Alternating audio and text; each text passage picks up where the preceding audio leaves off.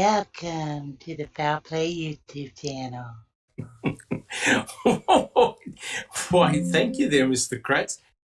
You sound slightly creepier than usual. How are you going there this morning or afternoon there, Mr. Kratz?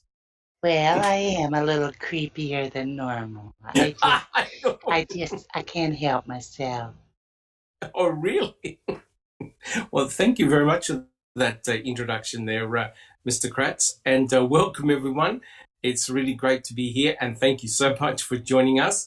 As you know, what we're doing is we're continuing our podcast series, and I'm going to try my very best to make this the last reading with Uncle Ken. None of my panel members believe me, of course, but we'll try our very best. And look, thank you so much for joining us. It's really great to be here. And as you know, if you're a new member, just joined us, we're continuing our series, Reading with Uncle Ken. And at the moment, we're on part 62, which means that we spent the good part of it, close to a year, if not more, when you consider that we had some breaks, analysing Mr. Kratz's book. We're looking at the second edition of Mr. Kratz's book, and we've gone through it. I think you will agree with a fine-tooth comb. And the timing has been incredible when one considers what's been happening outside at the moment. We'll discuss it in a second. And if you're following the series, we're on chapter 15. And I think all of us and people in chat will agree that this particular chapter is a very, very important one. We have discussed a huge amount of material in chapter 15, and that's entitled The Day the Circus Came to Town. And it's pretty obvious that Mr. Kratz does not like Kathleen Zellner. Mr. Kratz does not like her experts, and Mr. Kratz certainly doesn't like Making a Murderer, Netflix, and people like you and I who do analysis of this kind. So it's been a very eye-opening chapter, that's for sure.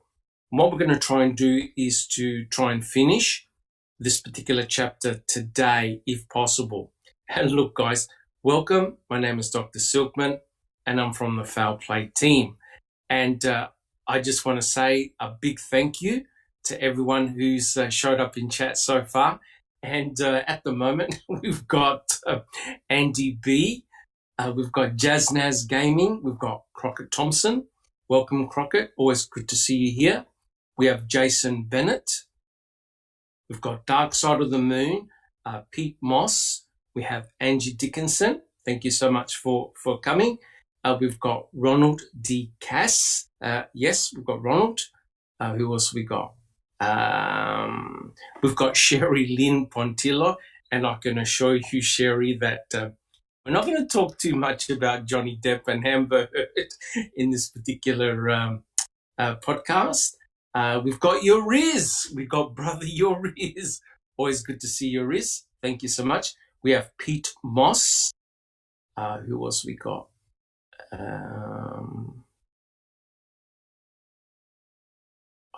We've got Jeff Jones. Welcome, Jeff Jones. Good to see you here. We've got JD, and if I've missed anybody up, we've got Anthony Hills, Sheila Smokey. Great to see you guys. And all of us, thank you so much for you showing up on a weekly basis to get your weekly dose of reading with Uncle Ken. If you enjoy what we do, please subscribe to our channel. And I really would like to say a big thank you. Our subscription numbers have increased, and we're getting ever so closer to the 2,000 subscribers. And that's fantastic. You know, guys, we all do this for free. We do it for the passion, and we do it for you guys. And your support means a lot to us, right? And it's awesome. We're getting closer to that 2,000 mark, which is great. If you enjoy what we do, please subscribe. Please leave your DNA on the thumbs up button and turn on the notification bell just so that you don't miss any podcasts. As you know, Foul Play has got a very extensive YouTube channel. We've got a huge amount of podcasts. We've also got a lot of the phone calls. And at the moment, and Jay Jax will talk about it in a sec, we're also doing open mic podcasts on the Colburn versus Netflix motion hearing. And the latest one was the June 14th one day before my birthday, actually. So it was very interesting. Jax, Jax61, you want to make a couple of comments on that particular open mic? Yeah, Doc. That open mic was, or that hearing June 14th was a doozy. And, you know, as we said, you know, a few days from it now, I mean, basically, that was a real body blow for Griesbach and actually for Colburn's case, in my opinion. Because when you go before a federal judge, you always want to have your best foot forward, always. And man, he didn't. He really, really fucked up. That's just my personal opinion. I'm not a lawyer, of course, but that's what I got from it. The Netflix motion was carried. He is compelled to produce the documents. So that's kind of where we're at. I don't think we'll really hear anything this week, but we might. But towards the end of the month, I think we'll begin to hear some stuff. And Colburn's deposition, which I doubt that we'll ever see. Who knows? Maybe we will. That's on the 28th or the 29th, I think. So, I think thank you, Jack61. I think what impressed me was how pissed off the judge really was, and the judge wasn't mincing words, and you could see that the judge was very disappointed in the lack of preparation, especially by Michael Griesbach. It really didn't look very good at all, but the judge laid it down, and Michael Griesbach has to produce the goods and be very, very interesting. It's also very interesting the attitude that Mike Griesbach and others think of people like you and I and people on Reddit, right? We're nothing to them. We're nothing but an inconvenience, which was right. He called us KZ and Reddit freaks. And he, you know, the thing is that he has been on Reddit since early 2016, talking Correct. It's crazy. It's Correct. I think the thing about Michael Griesbach, which I find very disappointing, is that he flip-flops, right? Depending on what he finds important and relevant, he'll swap sides. And, he goes from being a very Avery sympathizer with what happened to him in 1985, wrote a really excellent book, and then he flips completely and he goes, oh, look what Stephen now did. Murdered Teresa Halbach, how bad it, etc., etc. And then to get back into the fire, he decides to represent Andrew Colburn. Right? So instead of getting away from controversy, he dives straight in. Right? So it's rather remarkable. But guys, if you haven't caught that, the other important thing, guys, in chat, can you actually hear Jack61? Can you hear his voice okay? There's no problems at all. Let us know whether you can actually hear. You're all good? They better be able to hear me. Yeah. I can hear me. I've got my phone right here and I can hear me. Awesome. Thank God for that. I did. All right, guys. But before we move on from the Colburn thing, I did want to make one more comment. And it's about this tenuous connection between Colburn and the third party, which is, of course, Brenda Schuler and Transition and Sean Reck. Don't know where that's going to go, but we'll see. Yes. And guys in chat, everyone in chat, I'm sure you've heard about those 4,000 emails between a third party, Mr. Colburn, and I think they probably involve Mr. Michael Griesbach as well. And if those emails ever become a public domain, it'll be very interesting. That is for sure. And stay tuned, because there might be a couple of open mics or 20 or 30, right? Very interesting. Be very interesting indeed. And thank you so much, Jack61. So please check out that particular open mic. It was a real ripper. I also like to give a big shout out to Jeff Jones. Jeff Jones is doing a series of podcasts, and I'm one of the panel members. I'm one of the lucky or unlucky panel members. But what we've been doing is we've been going over Making a Murderer, episode by episode. And there's there's 3 panel members and Jeff Jones, and we've been giving our feedback and comments. And I'm telling you what, guys, no matter how many times you've seen Making a Murderer, there's always some point that you miss, right? No matter how many times you see it, you pick up more nuances. And the more experience you have in the case, you now can start making all these connections. Right, Jack61? All these connections now start coming to the surface, which is really remarkable. So in one of the podcasts that we did, I believe it was last week, Kelly Coles, who's a panel member, she came and did a series of blood experiments, right? And if you haven't seen that podcast, please check it out. She did the experiments live using fresh blood and blood that was in a purple top tube, and she applied it to various surfaces, and we watched what it did, and it's pretty freaky stuff. So if you haven't checked out those podcasts where Kelly does these blood demonstrations, do check it out, because they are highly relevant, especially to the Stephen Avery case. And I'm trying to get my hands on a research paper, in which the team looked at DNA methylation of the blood samples that were in the Toyota RAV4. And it's highly, highly relevant. Unfortunately, the library from Adelaide University doesn't carry that particular journal, but I'll have to inquire if I can get my hands on it. It's very expensive for just one article, but it'll be a ripper to go through, that is for sure. So big shout out to Jeff Jones and the crew. I think the podcast is going really well. He's now got his own Discord channel, and it's fantastic, Good to see the cross-fertilization of people coming in, and we've attracted new members. Jeff Jones has attracted new members, and it keeps the stories going, which is really important. And a big final shout out to Paul Capaldi, who I think it was Tracy Keogh.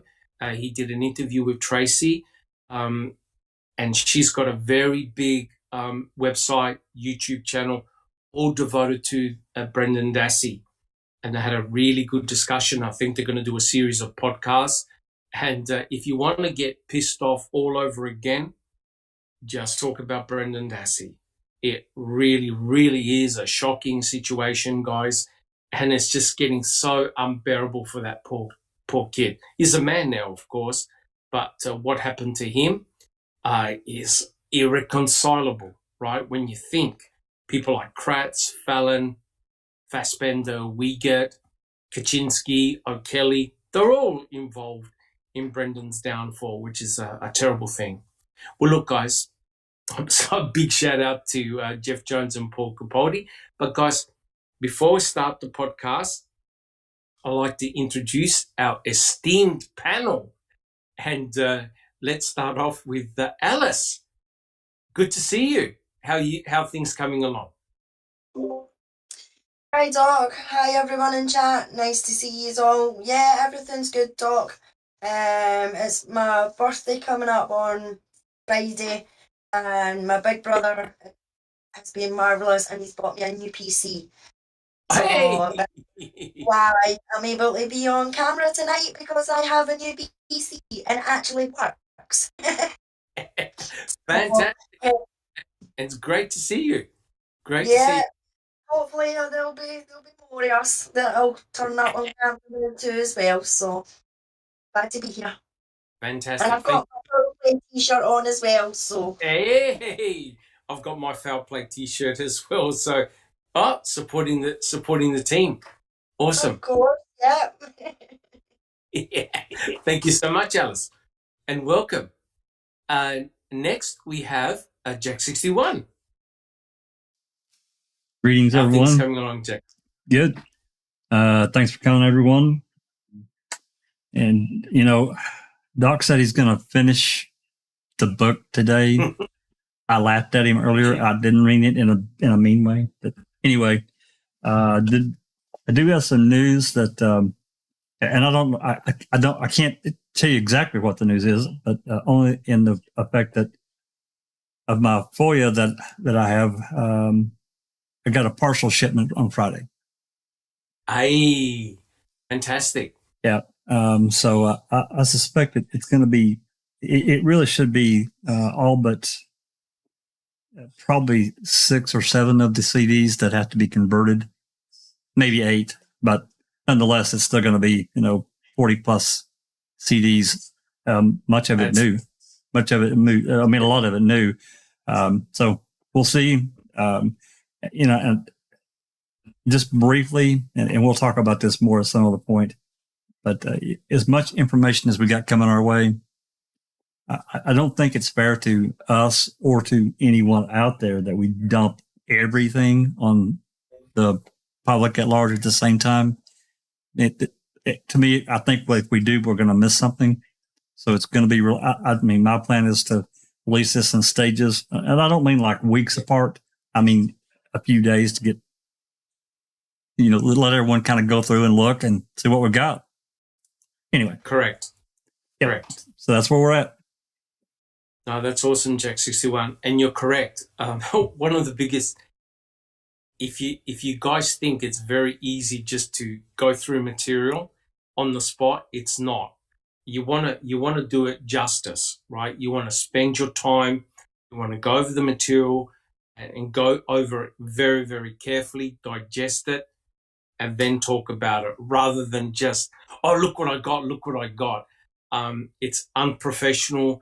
And it doesn't serve anybody, right? No. You have to go through the material very carefully. Yes. See if it's new information or stuff that we've already covered, right? Right. So, and kudos to you, Jack 61, for getting that material. That'll be awesome. Yeah, absolutely. And in this mix of stuff, there are 32 CDs that are.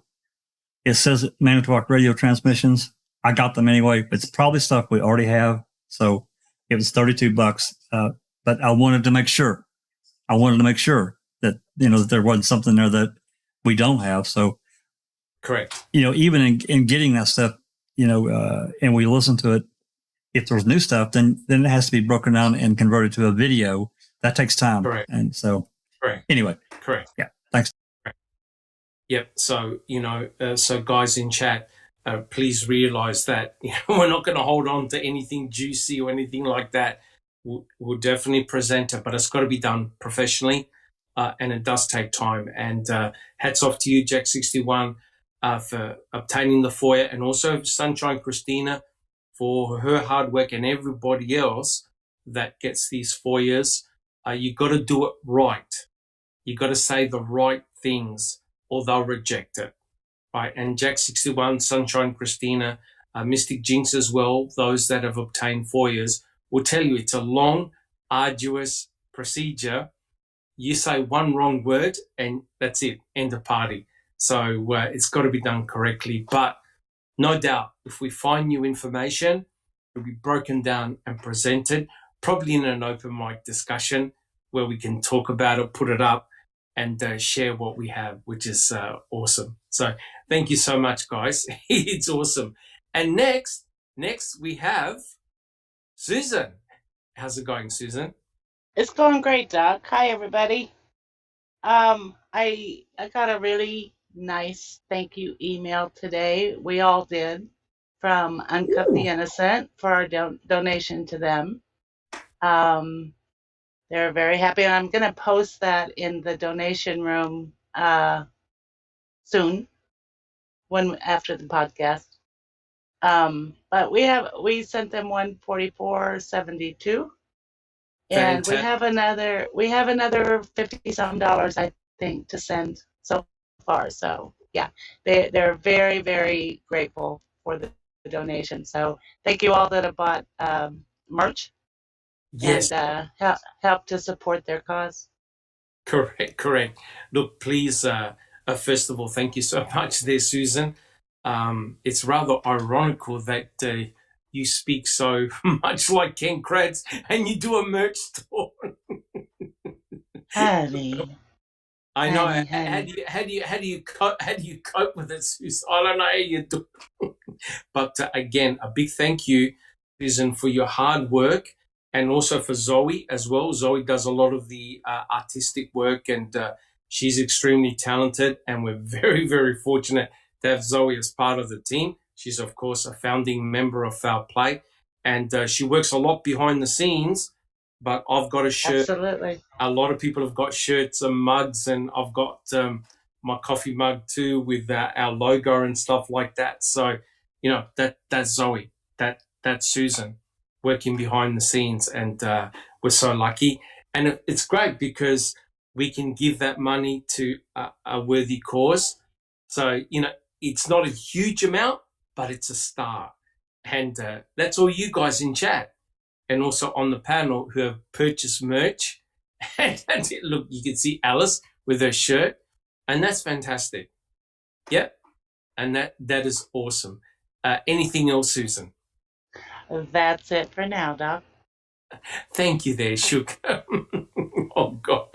And next we have Just Rhonda. Just Rhonda, how are you coming along? Doc, hello everyone on panel, and hello to everybody in the chat. Doing okay. I'm working on a couple of new projects. For Daniel's case, we are kind of running an out of Oklahoma State campaign to make sure that the current Assistant District Attorney Galen Gigger does not win election for DA in Oklahoma County. So I'm working on some projects for that. And just an update, we get to go in and visually view Daniel's pants and belt on Thursday. That's amazing. Yeah, and we're hoping obviously for no fluorescence. But if there is fluorescence, then I believe we file a motion to test the fluorescence on the pants.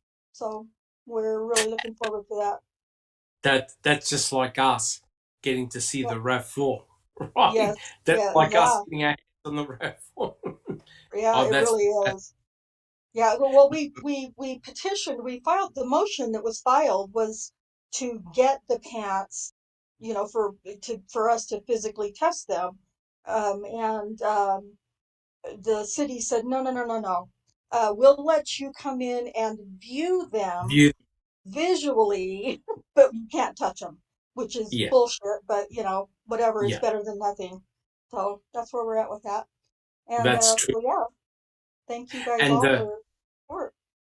Yeah, that's incredible, Just Rhonda. And please keep us up to date with what's happening with that, because that's very, very topical and very important. Amazing. Yeah, it is. We're excited. Thank you. Thank you so much, Just Rhonda. And next, did you have any more comments, Just Rhonda? That was it? Yep, that's good. Yep, that's it. Thanks. Beautiful. And next we have Sunshine Christina. So good to see you here. Hi, Dr. Silkman. Hi, everyone on the panel and everyone in chat. Yeah, I've had a lot of stuff going on personally, and it's coincided where I have been unable to participate or do my podcast with Jats, and I miss y'all so much. I don't know how long I'll be with you tonight, but I'm going to enjoy every minute of it. Oh, no, look, the fact that you're here, the podcast is better already. You know, that's fantastic. And it's so great that you can join us, Sunshine Christina. Okay, awesome. All right, guys. Well, look, what we'll do, we'll start the podcast proper, unless there's any announcements to make or anything like that. This is really the last section, just about the last section in Chapter 15 that we're going to cover. And as you know, Chapter 15, really, if you want to get inside the mind of Ken Kratz and the way the state was thinking, Chapter 15 is a really good one. Chapter 15 was written as a result of Making a Murderer 2, and the fact that Kathleen Zellner was appointed the attorney looking after Stephen Avery. And, okay, things are going slow at the moment, but her work, her work and her team of specialists have uncovered a huge amount of material. And we are forever thankful for that, because most of this stuff no one would have known about if it wasn't for Making a Murderer and if it wasn't for Kathleen Zellner and her experts. Ken Kratz, Mr. Kratz, I'm sorry, Sugar, but Mr. Kratz certainly does not like Kathleen Zellner at all. And he runs her to the ground as often as possible in this book. And so in chapter 15, we've covered the following, and this is very important as a review. We've covered the blood in the RAV4, and we could almost like stop right there.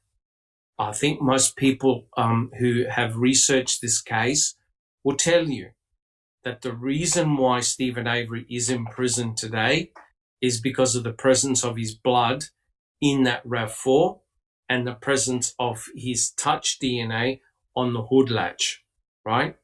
So that is a direct connection with the victim's vehicle. Stephen Avery's blood and Stephen Avery's touch DNA. You can stop right there. Forget about everything else. You need to explain how that blood got there, how the touch DNA got there. And we have spent a lot of time talking about the blood and also the touch DNA on the hood latch swab. But here's the issue, and this is why Kelly has also spent a long time looking at the blood, doing blood experiments. You need to explain how Stephen's blood got there. Now, there's only one person who says that's Stephen's blood, and that's Cherie Cohen, because she's the one that did the swabbing. She's the one that did the PCR results and got the experimental results and came up with Stephen Avery's name. So there's only one person who's done that, and that's Cherie Cohen. But let me tell you right now, to get Stephen released from prison, and also Brendan Dassey, in a way, one needs to explain the presence of that blood in the RAV4, how that blood got there, right? And we've done many podcasts on this. So that blood in the RAV4 is very, very crucial, which then brings it one step back. How did that RAV4 get on the property? And that's exactly what we're going to be talking about today. Very, very important, right? Because everything exploded. Jack 61 and my other panel members will back me up. Everything exploded the moment that RAV4 was found by Pam of God, right? In world record time, right? Everybody descended on the Avery salvage site. So one of the most important pieces of forensic evidence is that RAV4, right? And we'll talk about that in a moment. We also talked about in this chapter, we also talked about the key and the hood latch, the DNA present on both, and why both samples were extremely dodgy, and the mere fact that Cherie Cohen used up all the DNA from the key, right? You can't retest the key, which is very, very interesting. We also talked about the bones, the cremains that were found in Stephen Avery's burn pit, in Yonder Burn Barrel number 2, and in the Manitowoc County gravel pit. And oh boy, is that extremely controversial. We've talked about that. We've done many podcasts on that as well. We talked about possibly one of the most favorite areas of mine, the bullet, item FL, and what that means to the case. And it's very interesting and very crafty of Mr. Kratz in his book, how he's now backpedaling about item FL. All of a sudden, item FL is a no-show. And also the state told Kathleen Zellner that no, you can forget about item FL. And I believe she can now no longer bring up item FL. Guys, is that correct on the panel? Kathleen Zellner can no longer bring up item FL. It's been barred, procedurally barred. Is that correct, Jackson? That is correct. Yep. Alice, do you have a comment? Yeah, I was just going to say, Doc, yeah, is that know where the estoppel came in? Was with FL? Correct. So, people worked very, very hard to do experiments, analysis, comparisons, and it clearly showed that item FL was not the bullet that killed Teresa Halbach, right? And there are many, many things wrong with item FL. Well, the state had just tossed it out. It plays no role. It's no relevance. We never said it was the bullet that struck Skull, killed Teresa Halbach. It goes to show you the deviousness of how the state works. Okay, so unfortunately, we need to go beyond that. So we talked about the bullet. We also talked about brain fingerprinting by Dr. Farwell. But you wonder whether that type of information could ever be submitted in a court of law. But still, Kathleen Zellner told Stephen, this machine is 100% accurate. All right, if you lie, it's going to detect it. And he still took the test and he passed it with flying colors, right? Whether it's significant or not, he did take the test, right? And I asked the panel and also people in chat, would you ever consider brain fingerprinting, right? So think about it. Your brain will tell you the answer, tell the answer on the screen. You can't prevent it, right? So it'll determine whether you're lying or not. So that was brain fingerprinting. We also talked about the Dassey computer and the findings on the Dassey computer and how all of a sudden that material no longer became relevant. Nobody cared.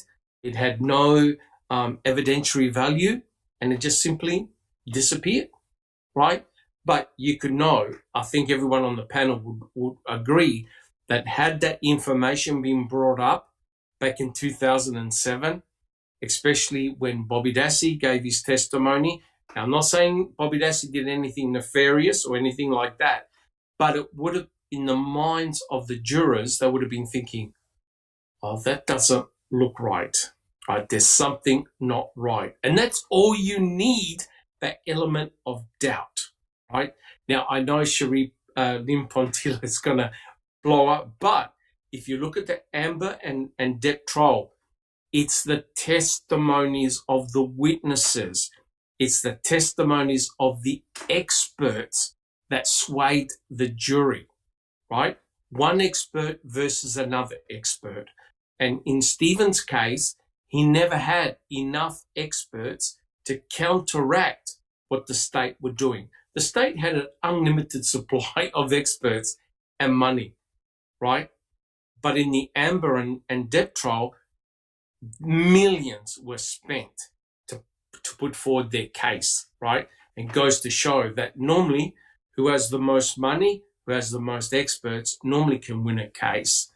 And it's incredible when you hear the juror that Mark Hoddinott spoke to, incredible how he was even talking about Bobby Dassey and other witnesses thinking, and also Colburn. He said that Colburn was very uncomfortable on the stand. They could see him visually sweating, squirming in his seat. He was very uncomfortable during his questioning time. The jurors pick up on that, the body language, how they respond, right?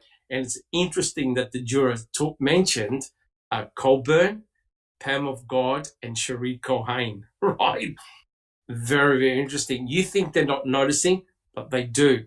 They do notice. And it does make a significant difference. We also then talked about the day planner, right?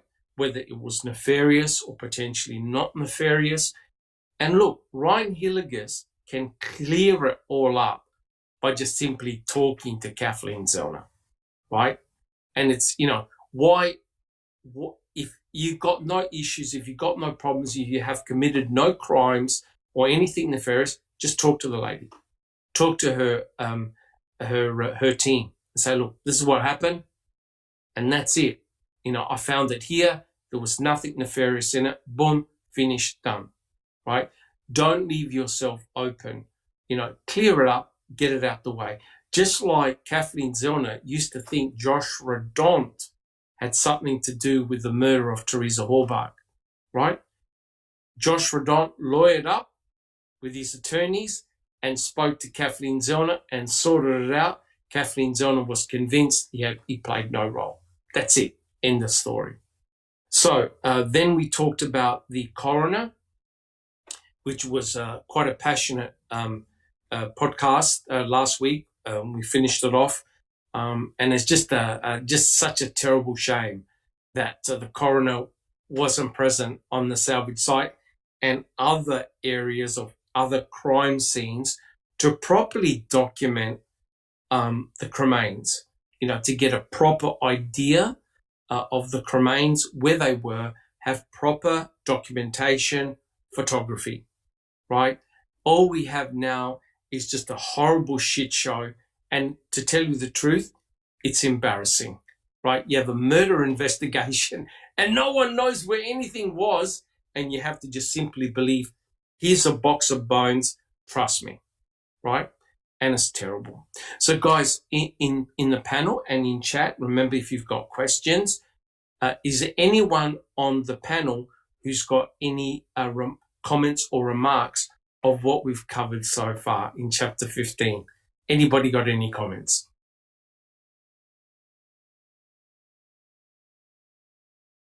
We're all good? We're all good? Awesome. Okay. So look, guys, what we'll do, we'll make, welcome BW Haggis. Good to see you here. So what we'll do is we'll make a start.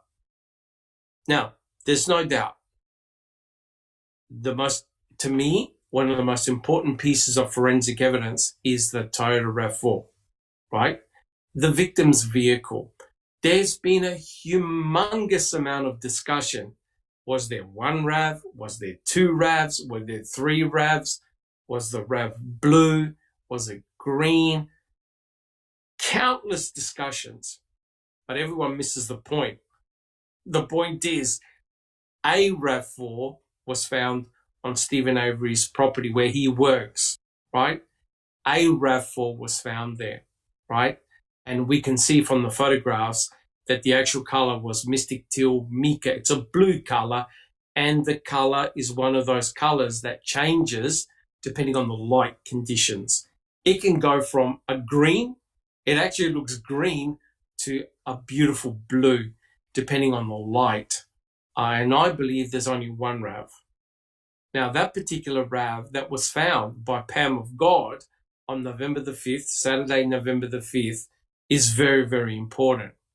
The reason why it's important is because it's the victim's vehicle. It contains the victim's blood, saliva, and touch DNA. It also contains 6 droplets, including blood flakes, belonging allegedly to Stephen Avery. The hood latch contains genomic DNA belonging to Stephen Avery. So essentially, Stephen Avery has got a lot to explain of how his blood and touch DNA got in that RAV. Stephen Avery never ever said he was inside that RAV. He could have potentially made up a story. Oh, Sunshine Christina, do you have a comment? It irks me to no end. I know you're being very diplomatic. Yes, but it irks me to no end to hear you say Stephen Avery has some explaining to do, because I think that call from Andrew Colburn on November 3rd at 9:27 p.m. calling in the RAV license plate, that we have clear documentation that he has lied about. MTSO tried to hide the actual call. I think that call supersedes the DNA. And I think that MTSO, Andrew Colburn, and the state of Wisconsin have a lot of explaining to do. But that's just my... No, you're 100% correct. I'm playing the devil's advocate here in terms of saying, if you're the state and you're approaching this case, you're asking Stephen Avery to explain how his blood got into the RAV4. Oh, I know there are many circumstances that make no sense whatsoever, right? I'm approaching it from the state's point of view. Now, Stephen never said I was ever inside the RAV. He said I got close to the door because Teresa handed me an Auto Trader magazine, and that's it, right? And like I said to you before, if you are innocent, truly innocent, put yourself in the shoes of Stephen. This was a 5-minute encounter in your life. Teresa came to the property, took photographs, he came out, paid her, got an Auto Trader magazine, and walked back into his house, right? And all shit happened after that. Now, if you're truly innocent and you did nothing nefarious, it's like someone coming to your front door, right? And they were selling you a product or something like that, and you go, oh, look, no thanks, not today. And they walk away, and then only to discover that person who went to your front door got killed or murdered, and the police are going, well, according to this person's booklet, they were at your house. How are you going to explain what happened? You go, I don't know.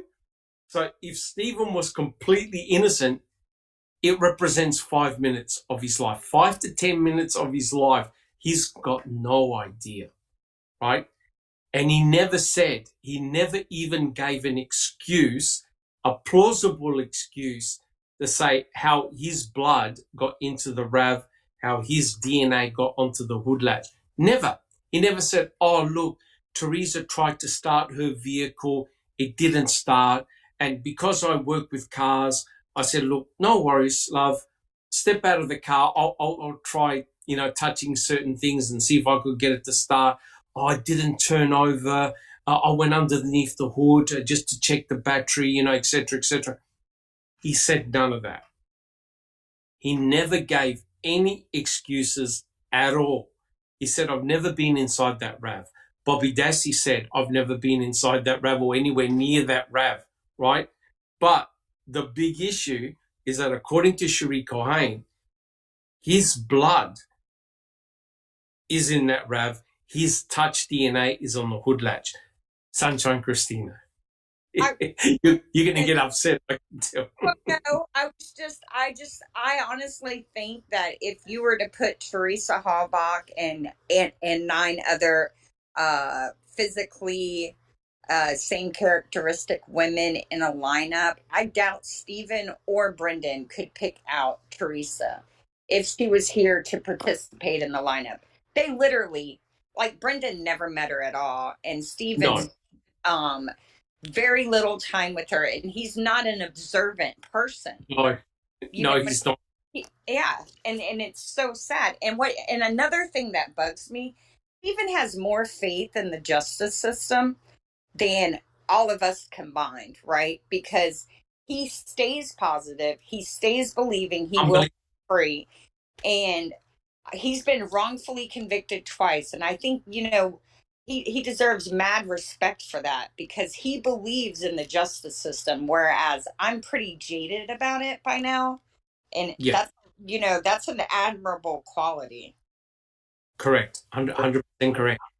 And thank you, Sunshine Christina. Before I ask my other panel members, Mark Hoddenot recently spoke with Stephen, right? And he talked about how prison life was, et cetera, and what is remarkable, despite this man spending so many years since 2005 in a small prison cell, he's still optimistic and he loves all his supporters. He's still optimistic that one day he's going to walk out.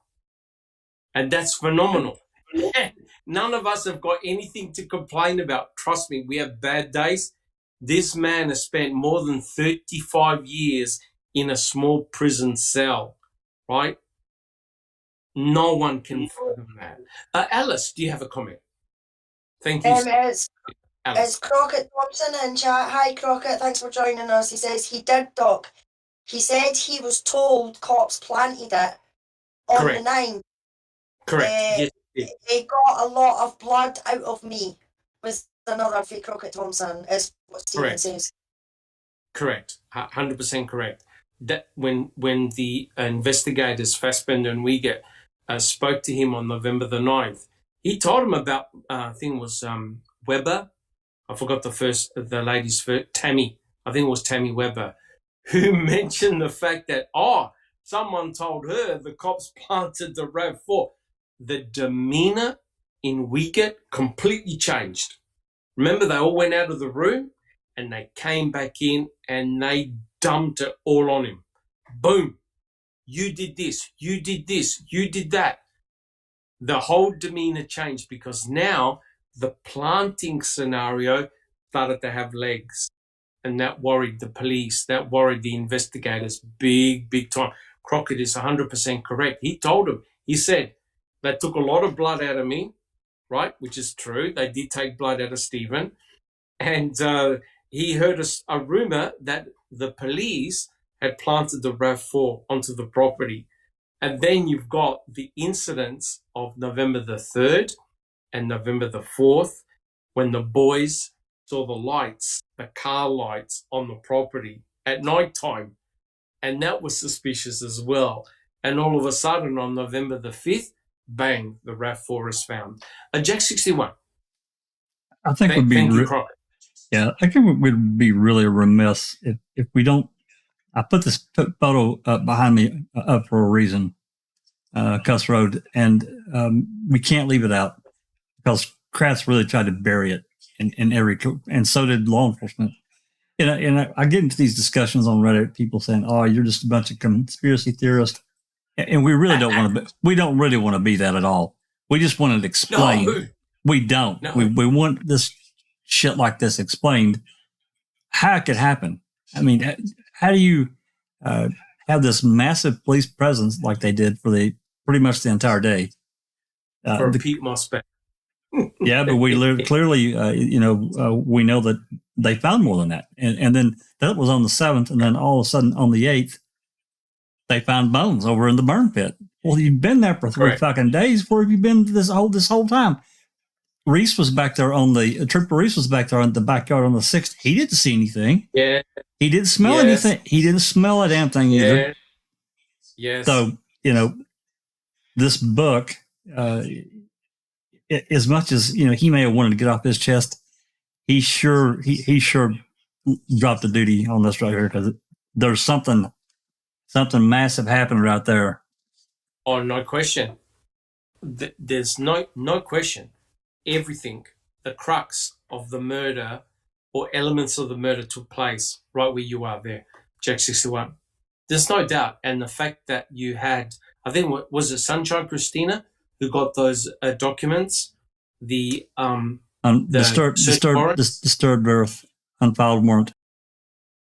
Yeah, I got no idea how Sunshine Christina got them because they were meant to go in the shredded bin. I don't know how she got them, but there's the words right there. And then the fact that Fallon and Kratz wrote a motion regarding the additional bones found at the clandestine burial site. Boom. Boom.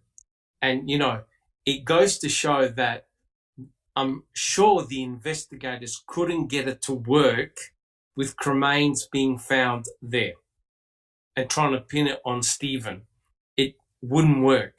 So what you do is you just simply restage the crime scene and bring everything back, right?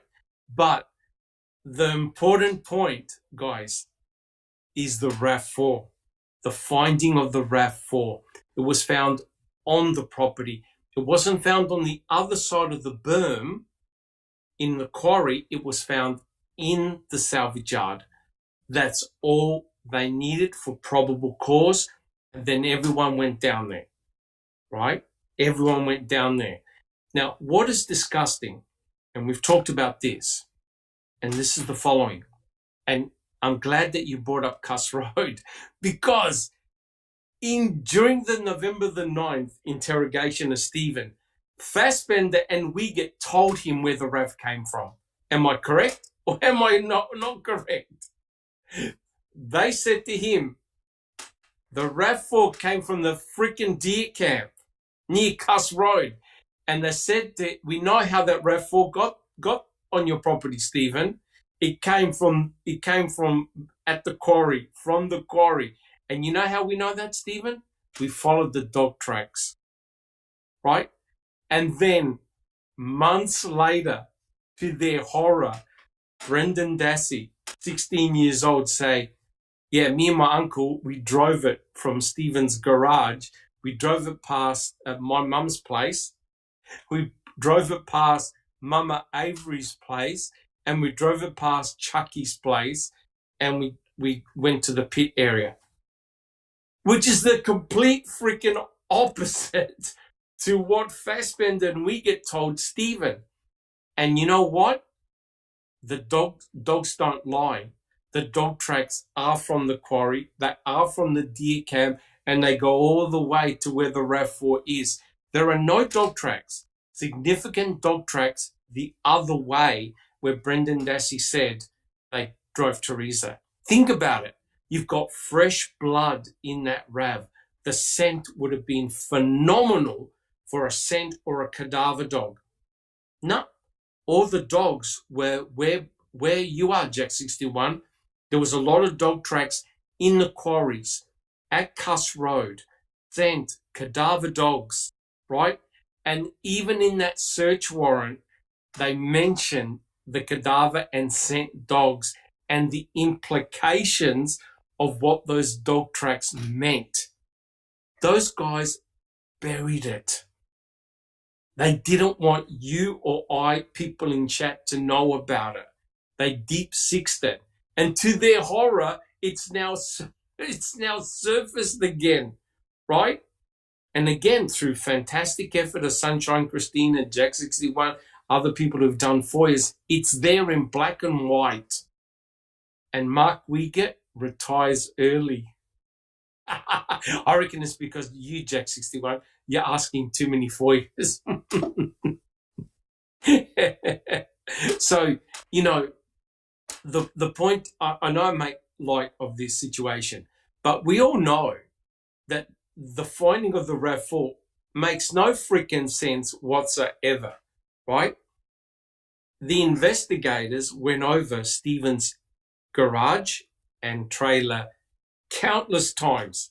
No matter what Mr. Kratz says, they were only there for 2 minutes, they were only there for half an hour. Hey, if you're a trained technician, evidence tech, you could go through Stephen's entire trailer in an hour. It's not that big, right? You can't hide a body there. You can't hide body parts there. You can't hide hair, fiber, blood, body secretions, nothing. It's small. It's not a 16-room mansion. It's a tiny, tiny place. And those investigators and searchers were in there on multiple occasions. Not one of them said, yeah, I think something nefarious took place here. There's something not right. They even checked the septic tanks, right? They even emptied the septic tanks in case there were body parts, bones, or whatever.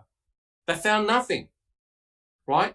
And then that really would have frustrated the searchers, thinking, what's happened? Nothing's happened here. Nothing's happened in the trailer. Nothing's happened in the garage. So Wiegert says they had 5 days to clean up, right?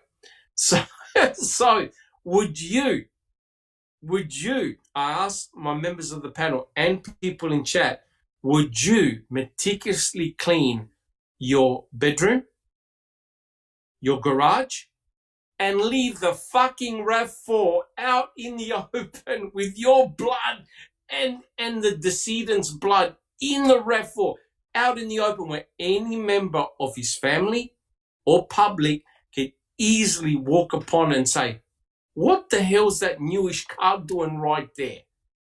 Right? So Stephen cleans microspray droplets of blood and everything else from his trailer and garage, yet leaves the RAV4 like a present for panel God to find. Guys, panel, help me. Does it make sense? Doesn't make sense. Jack 61. None whatsoever. And on top of that, remember, we had Remiker on the phone with Todd Herman throwing Segleb under the bus, and or whoever it was. And Herman was talking to him about, going over there, and Remiker says, I don't think the guy's involved at all. It's my gut feeling. But did you see that Scott Bloodhorn? He looked at the ground the entire time of his interview. They really caught on to that real quick. Correct. Incorrect. Yeah. I mean, you would think the first thing that Stephen will get rid of is the RAV4, and that the investigators find micro droplets of blood in his trailer and garage, because there's no fucking way someone like Stephen with his educational background, sorry, Stephen and Brendan, are able to forensically neutralize a crime scene for every drop of blood. And what just Rhonda was talking about, checking the pants with lights. Yeah, the light, if there's something there, the light will pick it up, right? These guys went into his trailer and garage with every type of light, device, spray, you name it. And they took it apart. They took the bedroom apart. They took the wood paneling off. They took the bed apart, the mattresses, everything. They even ripped up the carpet for hope to find one droplet of blood belonging to Teresa. Just one hair. They found, how much did they find? A big fat zero. Right? And then we're meant to believe that Stephen conveniently left the key with his own DNA in his bedroom. After meticulously cleaning. Alice, what do you think? What do you think of this madness? Yeah, what a crock of shit, Doc. I mean, way in hell that he could have cleaned up all that in 5 friggin' days. Nobody, no, even probably the only person that could do that is, the ones of the mafia and that, who can call the cleaners, and they go in and they make it spotless and, well, Alice, nothing else there. It's just, I mean, it's like something out of a movie, you know what I mean, Doc? Correct. Because the state of that garage in the first place. Correct. It wasn't the tidiest garage, you know what I mean? It was there was anything and everything in there. I mean, there probably was even a kitchen sink in there, you know what I mean? But that's what it looked like. So there is no way in hell him or Brendan or anybody in the family could have cleaned up that mess that they're trying to say that they done. You know what I mean? It's just, I mean, I've said it before and I'll say it again. They were out to get Stephen no matter what. And if it hadn't Teresa been gone missing, it would have been something else that they got him for, you know. They needed to find something. It's just a shame that it's Teresa who's lost her life and they've been that bothered about getting Stephen for it, that they've let her own murderer go free because Stephen's been set up twice, and if people are still got the blinkers on for that, it is absolutely disgusting. I mean, the people of Wisconsin should be ashamed of their police department for what they've done to Stephen and Brendan. I agree. But the longer the state are silent, the worse it becomes.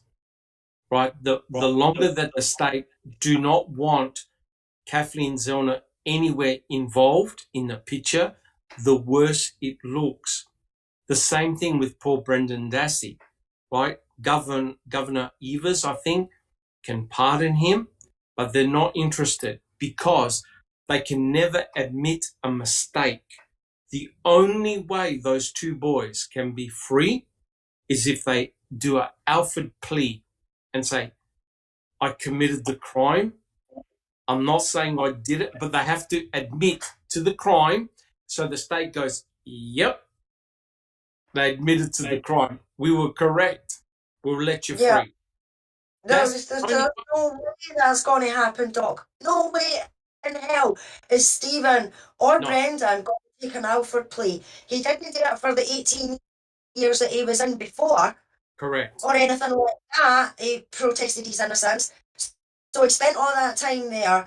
And I think even now, I mean, we were saying earlier about how he was on the phone call with Mark and things like that. For him to still have the attitude and everything like that he's got now, you know, there is no way in hell on this planet is he going to take an Alford plea. No. Definitely No. not.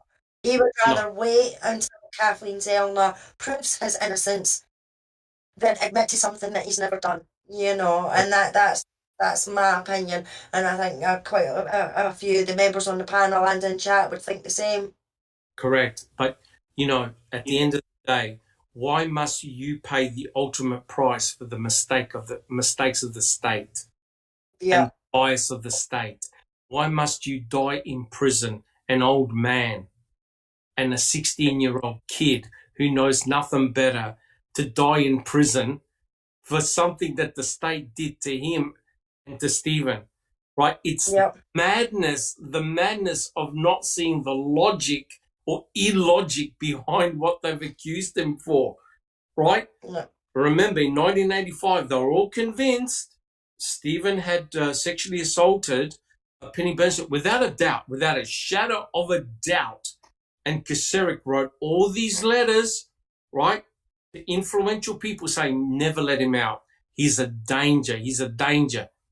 In the end, he never did a damn thing, right? Despite having 16 alibi witnesses, they're all lawyers, right? So it's a terrible situation, right?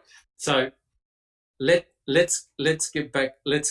Yeah, someone did say get Johnny Depp on his side. You know what? I reckon that's going to happen because Johnny Depp and Stephen Avery have got Kathleen Zellner as a common element. And Johnny Depp stood beside Damien Eccles from the West Memphis 3, right? And that played a significant role when you've got celebrities with a lot of status. You just terrified Cherie Lynn Portillo. I'm just saying, it's amazing what happens when a celebrity gets on board and tries to go for the cause. Makes a huge difference. Dan's Life in chat, Doc says, even if the state, law enforcement, courts, government weren't involved, they certainly are now by turning a blind eye, a crappy investigation, only leading to 2 innocent men growing old in prison wrongfully. Yep, I completely agree, Nan's Life. Completely agree, 100% with that. Sherry Lynn says, Stephen pissed the wrong person off along the line somewhere. I just think it was the police themselves, and in my opinion, Sherry Lynn, it all started with Sandra Morris. It started with her spreading rumours about the community, slagging them off in pubs to anybody and everybody that would listen. And she was going about telling them that he masturbated in his lawn and have sex in his lawn. And I'm sorry, but if somebody was going about saying that about me, I'd be going and I'd be pulling them up and up, you know. I'd be like, what are you saying this for? I mean, don't get me wrong. I mean, Stephen done it the right way. He shouldn't have had a gun, whether it was loaded or unloaded. You know, he shouldn't have had a gun. Correct. Period. There was other ways for him to do that, but he must have been that pissed off at her because we only know a wee bit of the rumours that she was spreading about him, you know what I mean? So what else she said that has brought him to the brink of that, for him to go that far, you know? Yeah. So I think it was her shooting her mouth off that started this whole scenario, the whole thing. Yeah. And because she was married to a copper, she thought she was above the rest of them. In my opinion, I mean, this is just my opinion. She thought that she was above and better than the rest of them because she was married to a copper. And And she went, well, I'm going to, maybe she did get frightened, I don't know. She was also egged on by Judy Dvorak, who was a good friend of Sandra Morris. And Judy Dvorak was a neighbor of Stephen Avery. And Judy Dvorak did not like Stephen. So it was a yeah, you're correct. The shit show started the moment he ran Sandra Morris off the road. That was his downfall. Yeah. And he deserved to go to prison. He deserved to go to prison. No question. Yeah, I'm not an angel. We never has. We've never said he has, Doc. You know what I mean? Correct. But yeah, he did deserve. I mean, 6 years. I don't know if that should have been the punishment. I mean, maybe a couple of years. You know what I mean? I mean, the gun wasn't loaded and everything like that. But if somebody gets you to that breaking point, you're going to break, no matter how much you think you're a good person, and you know you wouldn't fight with anybody or like to argue with anybody. If somebody pushes you to that limit, then it gets to the point where you've got to say something for your own sanity. You know? And I think that's just what happened with Stephen, is that one rumour too many got back to him, and he had enough. Like, right, enough is enough. You know, I've had enough. Yeah. Enough is enough. And yeah, you're right. I think Dvorak, when this incident happened, I think she's the one that told her, report it. You know what I mean? Yeah. Get him charged, report it. You know? Correct. We'll back you up, you know, because we don't like him anyway. So that's when she went away, and she done it. And Stephen's life's been ruined ever since that day. That's it. Thank you very much, Alan. Susan, do you have a comment? Yeah, we also have to remember that, you know, the majority of the jury didn't fall for this ridiculous story either. They didn't. Correct. I really do believe it was intimidation that brought them to their verdict, and a few plants in that jury, 3 Correct. to be exact. And Correct. so, you know, their story just doesn't stand up, and the jury didn't believe it either. So, correct. But something happened when the jury were deliberating to change it all around. Something big happened. Intimidation. Correct. Yeah. Yep. 100% correct. All right. So, guys, we'll make a start on the podcast. But that's the behind the scenes, right? So the RAV4 was found by Pam McGod on November the 5th with her daughter, Nicole, right? They ring up the sheriff. They confirm the VIN number, or try to confirm the VIN, and everyone comes down to the salvage yard. Stephen's in big trouble, right? Now, here's the deal. Now, quite clearly, according to the state, Teresa and her RAV4 never left the property, correct? Am I correct? That's what the state is saying. The RAV4 and Teresa never left the property, right? But is that true? Was that true? You've got all these individuals who are ringing up saying, I've seen someone who looks like Teresa taking photographs, or she was there and doing all sorts of stuff. That can't be right. Teresa never left the property. But to make matters worse, there were sightings of the RAV4, allegedly the RAV4, that Teresa drove at various locations, right? Quite clearly, there's something wrong. If people are spotting the RAV4 off the property or coming onto the property, there's the state's case is in huge trouble, because that means that what Stephen said was in actual fact correct. I saw her leave, is what he said. I saw her leave, right? Which indicates that Teresa's RAV4 had left the property. Stephen said that it went down Avery Road and turned left on 147, right? And you've got this independent observation by, I think it's Joel Le Quinn, who was a propane tank driver, who was at the end of Avery Road. So he was in a prime position to see who came in and came out. And he goes, I swear I saw a car that resembled Teresa Horbach's car leave the property. But he said it was 3:45, right? But if he was out by an hour, if he didn't turn back his clock, because apparently that's when the time had changed, because what he does is he drives his propane tank on Stephen Avery's property, or next to it, there are all these huge propane tanks. So he obviously goes there for a refill or to add more propane, one of the two. And he said, I noticed a car looking like Teresa Horbach's RAV4 drive out. But he said it was around 3:45, but it couldn't have been because he never saw the bus drive in. So he may have got the time wrong.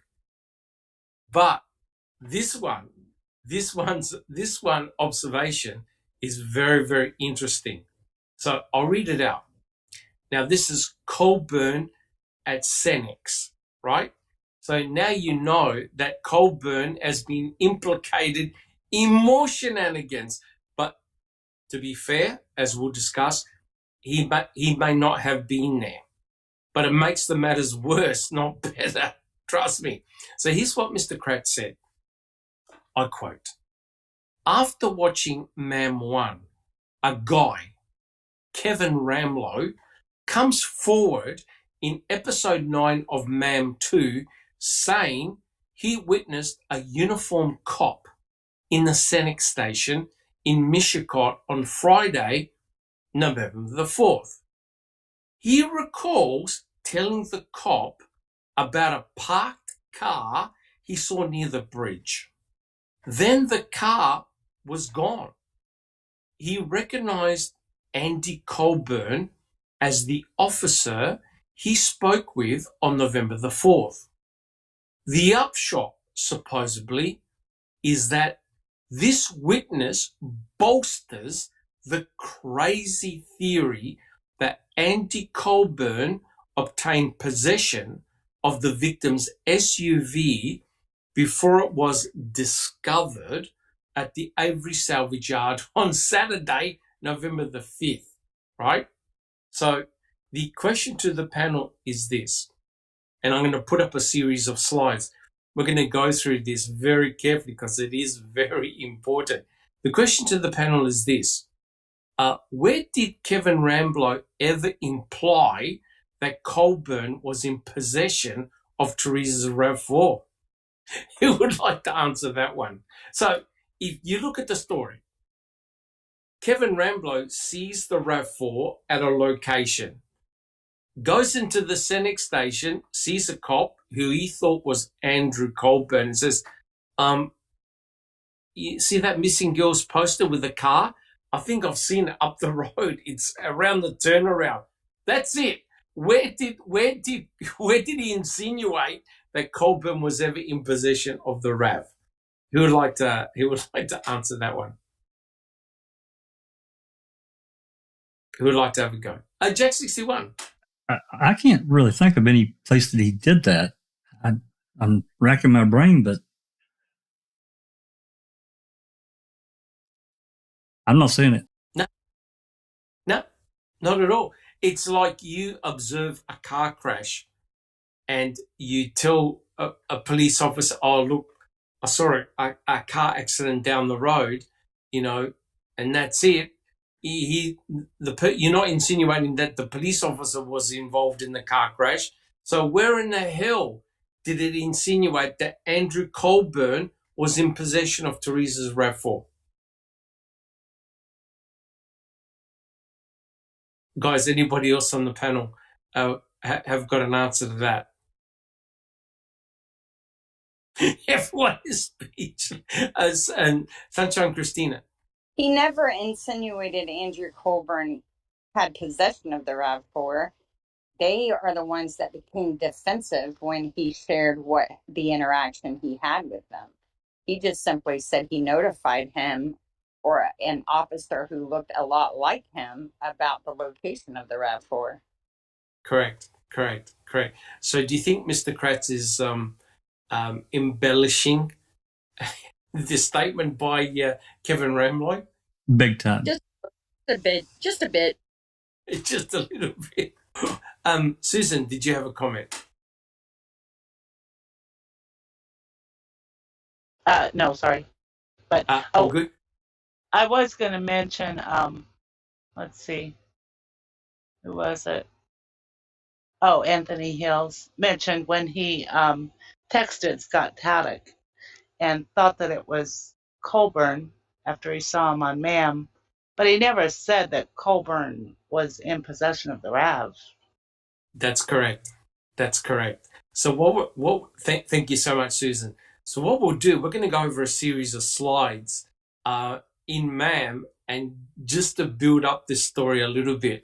Jack 61, are you able to bring up the first slide, please? Yeah. Give me like 10 seconds. No worries. This is very important. So Kevin Ramblow notices the presence of a vehicle that looked very much like the missing girl's poster, and approaches an officer at the Senex station, and he believes that it's likely Teresa Horbach's RAV4. So guys, let's have a look at this. We'll go over this series of slides. So, according to what Kevin Ramblow wrote, he basically believed that he spotted Teresa's RAV4 on Highway 147, and he believes it was on November the 3rd, 2005. And he made a very interesting observation. He says that the vehicle and we're going to actually have a look at his affidavit as well, right? He said that the vehicle he saw was teal green in color, and that it was a RAV4, right? So he got 2 out of 2 correct, the color and the make of the model, right? And this is where he spotted the Toyota RAV4. And I believe Zellner's team went out there and they photographed it. And it's basically a spot known as the turnaround. Now, I'm not from Wisconsin. I honestly don't know what that means, whether it was an area that you could drive in, back your car out and turn around and go in the opposite direction. But basically, he spotted the RAV4 near the East Twin River Dam, right? And it's called the Turnabout near the bridge, right? And if you have a look on the right-hand side, you can see that it's a secluded area. It's surrounded by trees. And he said that the car's nose was pointed in or pointing west, right? So it looks like if that was Teresa's RAV4, it looks like someone had dumped it there, right? Now, could it have been somebody else's RAV4 that just happened to be the same color? That I don't know. But if you put out a missing a person's poster with the victim's vehicle, and you got no skin in the game. Kevin Ramblow's got no skin in the game, right? He happened to be in the area and he goes, oh, that looks like the victim's vehicle. Clearly, if you then go to the petrol station and you see a police officer, the natural thing you're going to say is, well, look, I think I've seen the victim's vehicle. It's essentially just up the road. But note, where the RAV4 was spotted is on Highway 147. But remember, Teresa Horbach allegedly had turned left on 147. But the person who turned right on 147, who admitted turning right on 147, was Bobby Dassey. Lo and behold, who else was on 147? Scott Davidge, who was driving in the opposite direction because Scott and Bobby Dassey had alibied each other. And of all of Wisconsin, the RAV4 is spotted on 147, right? Which is bizarre because according to the state, the RAV4 is sitting on the salvage yard. right? What the hell is a RAV4 doing at the turnaround? It made no sense. Can we have the next slide, please, Jack 61? So he did the right thing, right? So as you can see, and they proved that because there was obviously the press had filmed these missing posters, and you can quite clearly see Teresa Marie Horbach. You can see the picture of Teresa, and you can see the victim's vehicle, right? It's a Toyota RAV4. Now, what you could clearly see it being described. You can't mistake it. And they talk about the RAV4, right? The victim's vehicle, 1999 Toyota RAV4, dark green, right? So Ramlo obviously drove by and noticed a RAV4 in that location. Now, have a look how crazy this is. The Senex station is literally up the road from where he spotted the Toyota RAV4. And he told the officer, he said, I quote, I'd seen the vehicle down by that tree, right? So he obviously would have told the officer that he had spotted the RAV4 at the turnaround, right? But he did the right thing. He's a citizen. He obviously must have known about Teresa Horbach, her vehicle, that advertised it on the news. Remember, guys, we've seen it, the picture of the Toyota RAV4. So he was merely reporting what he had seen. Can we have the next slide, please, Jack 61? All right. So you can clearly see here that this is, I believe this is the Senex station. Correct me if I'm wrong. But I quote, Kevin Rambo told because the Manitowoc police officers have got a specific uniform and they've got badges, right? You can't mistake it. He says, Kevin Rambo told a Manitowoc officer in the shop that he had seen the vehicle that was on the missing poster down the road. So we're literally talking about a few minutes away. It wasn't hundreds of kilometers away. It was a few minutes away. Here's the problem. The problem is this. Now, guys, I don't know in the panel or in chat, please correct me if I'm wrong, but I've never been able to find a police report that was written up, right? Because normally if you send in a tip, they've got to note it down, right? And the crazy thing is, Kevin Ramlo said, hey, look, just down the road, I've seen the victim's vehicle. And you don't find, I couldn't find, a Jack 61, could you find a police report in CASO, anywhere else? They're not on this. No, there's not. And we know for a fact from a number of the dispatch calls that Ricky got a few months ago that there are a number of tips that were clearly not followed up. If they were, they're not publicly reported. Yes. I looked at all of CASO. I looked at all the DCI reports that URIS has on our Foul Play website. I couldn't find anything about the Senex, nothing, right? And it's, you bring in a tip, and that's a hot tip, by the way. When you see the victim's vehicle, you have to go, oh, jeepers, I better go and investigate it. I'll write it down as a report. And I know I'm cheeky, but I said, where have we seen this previously? Which officer do we know that doesn't write reports in a judicious manner? Who do we know? Who do we know? Well, that'd be Mr. Colburn. 6-8 months, a year later, whatever, 8 years later, we get to it. Correct. Andrew Colburn doesn't write reports judiciously and can take up to several years before he writes a report or a memo. So it was pretty freaky stuff, right? Now, guys, correct me if I'm wrong, but I don't think Kevin Rambo is going to make up a bullshit story about seeing a RAV4.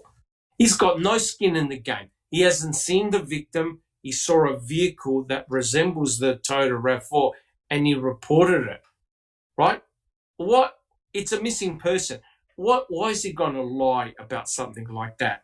Jack 61. Yeah, I don't think he would either, Doc. I mean, Rambo had a few things in his record, but nothing that I saw, because he had nothing to gain. What would he gain from this? He has no motive. So just doing the right thing. Correct. So, now, can you be critical of Kevin Rambo by saying, hey, look, I saw a car. It looked like the victim's vehicle, just like on that poster. You're an officer. Aren't you going to go and check it out? Aren't you going to go and write a report and say, yeah, look, I went down there. I didn't see anything. But today's the 4th. The witness said he saw it on the 3rd.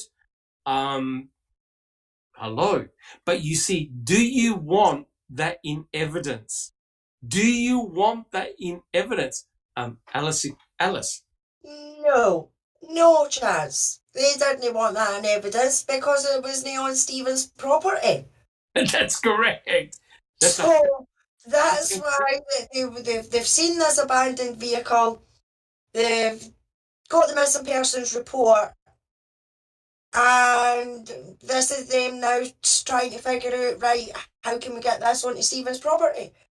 I believe Rambo, because why would he say anything like that? I mean, as we say, he's got no reason to lie. He's got nothing to gain from lying. If he lived in Manitowoc at the time, he would have known who probably the majority of officers were, maybe not known them. And there was no reward posted. So again, he has no motive to do anything. Just trying to do the right thing, find this girl. Jack, yeah, exactly. So I do believe his statement. I do believe that he's seen Colburn at the garage that night. Whether Colburn was on duty or not, he knows that there's a missing person out there. He's correct. We've asked for anybody to come forward with any information. He's came forward with this information that he's seen that type of vehicle doing at 147 and amongst the trees, and that could have possibly even have been the nail that led them to the RAV, and then find Teresa's, because he said that motor's down there, you know what I mean? Yes, 100%. But you know what's even more bizarre, right? And that's why I believe that RAV4 wasn't there on the 4th. It was there on the 3rd. And the reason why I believe that is because an aeroplane flew up above on the 4th, and that would have flown around that area for sure. And I don't know how the turnaround looked back then in 2005, whether it was more, there were more vegetation or whatever, but they never spotted a RAV4 at that spot. Right? Yeah, Andy B's asking, is Ramlo the guy who texts Scott? Yeah, we'll talk about it. Don't worry. I've got all the slides ready for you. Yes, he did. He did text Scott Tadich, which again is pretty freaky stuff, right? So this is very, very interesting, guys, because remember when Andrew Colburn called in the plates, what was the date that he said on the stand that he called in the plates? Does anyone remember the date? November the 3rd. November the 3rd. I believe that's when Rambo said that he saw the RAV4 at the turnaround, right? So I'm not saying anything. So interesting that November the 3rd seems to be very interesting. Kevin Rambo was, I'm not sure whether he got the date 100% correct or wrong, whether he saw the RAV4 on the 3rd or the 4th. I'm not sure. We'll read his affidavit. But quite clearly on November the 4th, he told an officer that he saw a car down the road at the turnaround, right? And as Kathleen Zellner stated, there's no police report that somebody attended that scene just to check it out. So Kathleen Zellner said, okay, and I quote, no report documenting witness spotting RAV off the Avery property, right? It's quite clear. They're withholding information, and I believe it's a Brady violation, right? Yeah, a Brady violation. They're withholding evidence.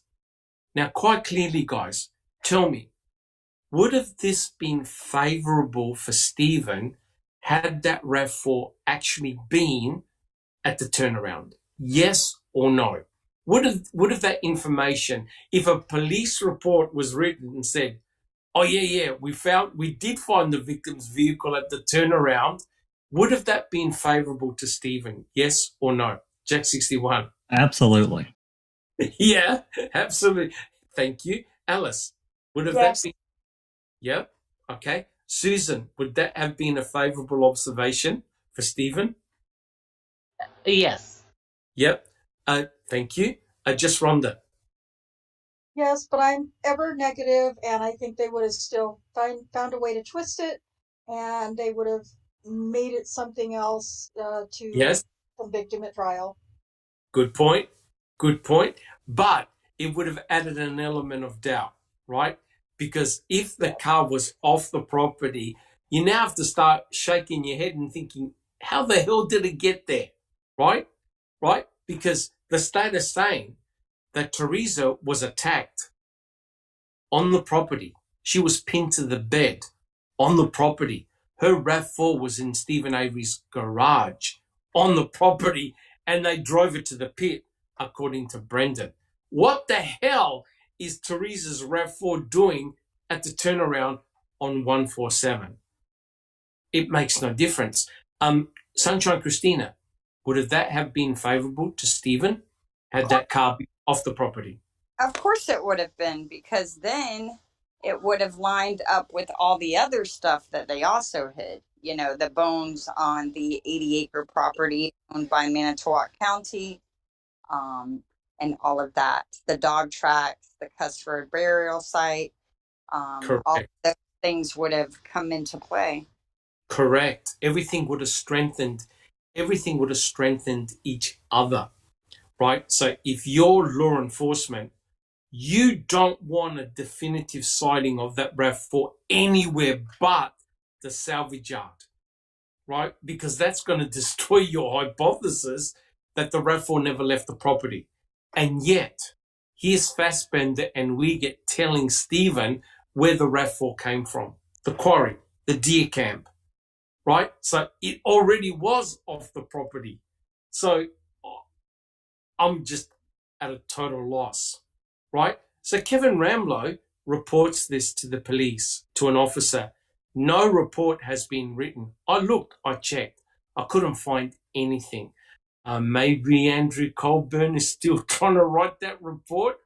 Was that cheeky of me? Jack 61, was that cheeky? Maybe he's still trying to write that report. Well, just a little bit, but he earned that moniker, honestly, so not too much. Correct. So it really is a head scratcher. It really is. But it gets more bizarre than this, right? Jack 61, can we have the next slide? All right. Here's the problem. So Kevin Ramlow watches, obviously, Making a Murderer, right? Now, this is years after the fact. Yes, one can argue, oh, well, did he make this up? Or, or how come he said it now?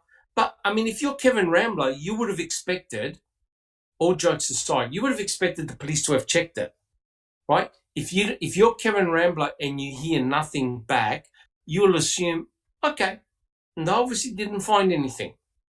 But to make matters worse, when Kevin Ramlow watches Making a Murderer and up pops Andrew Colburn on the stand, right?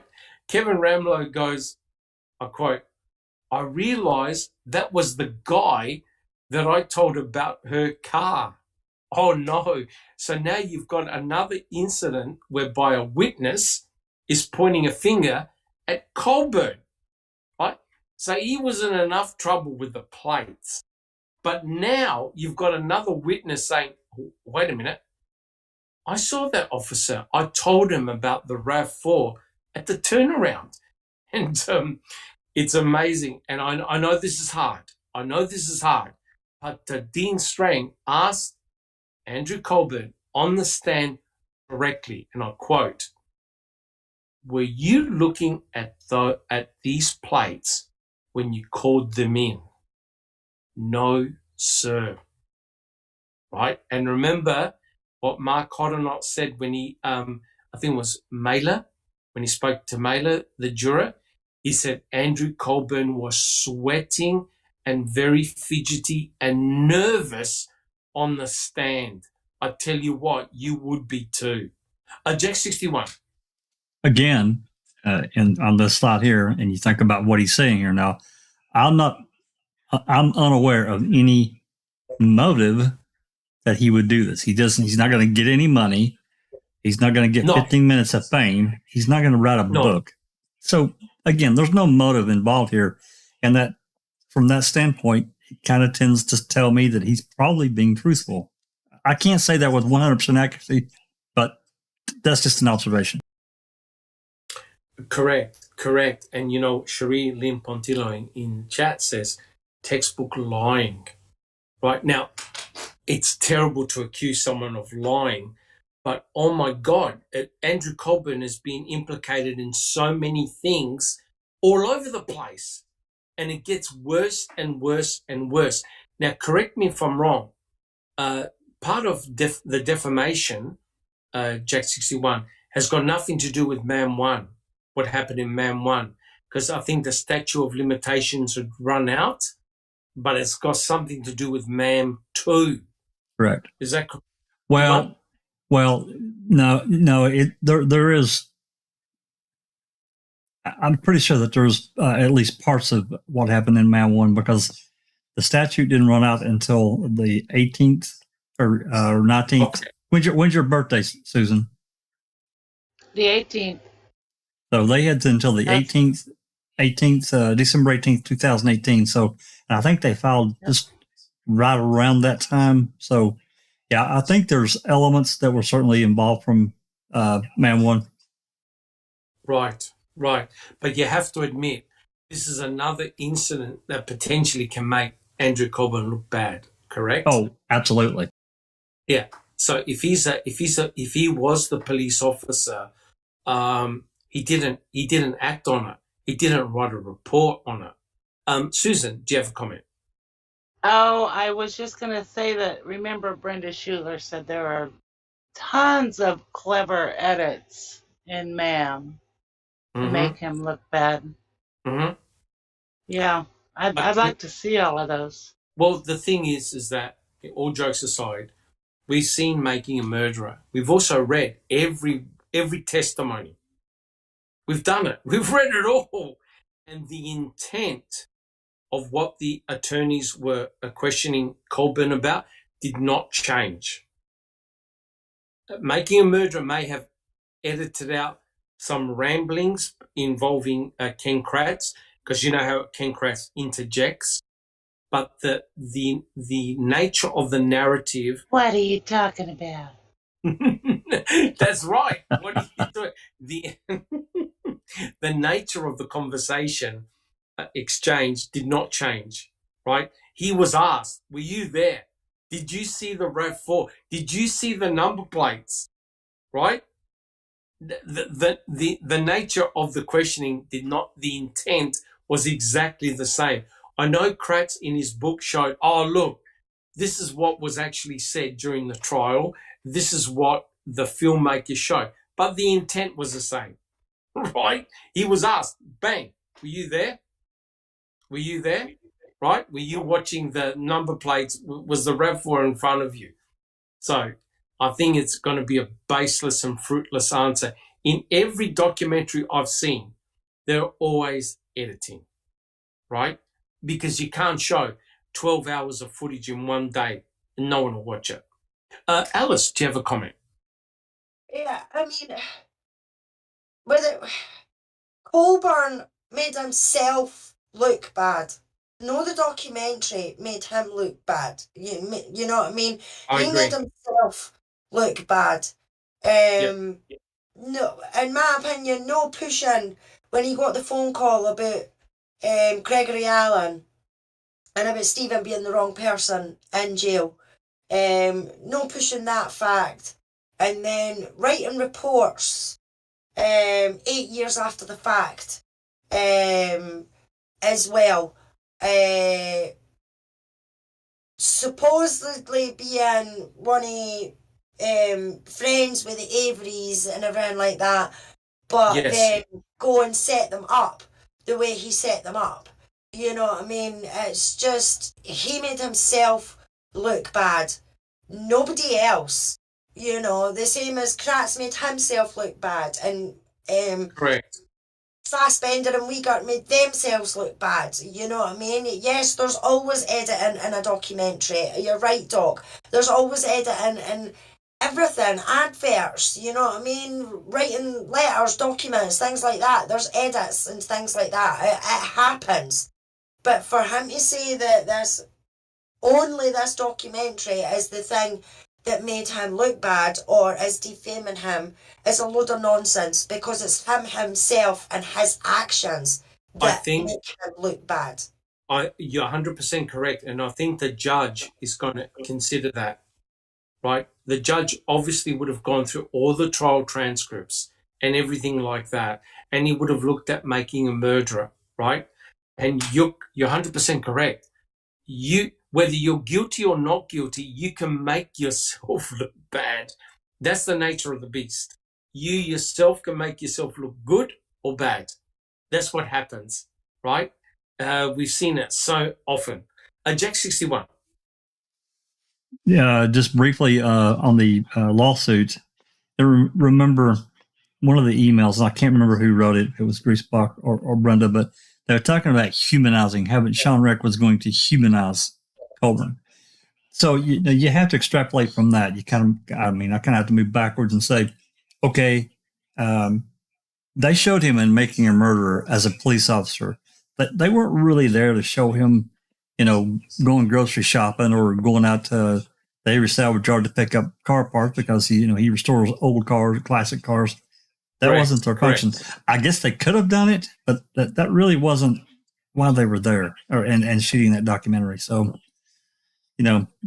yeah. Correct, 100% correct. They're filmmakers, right? But they're also entertainers as well.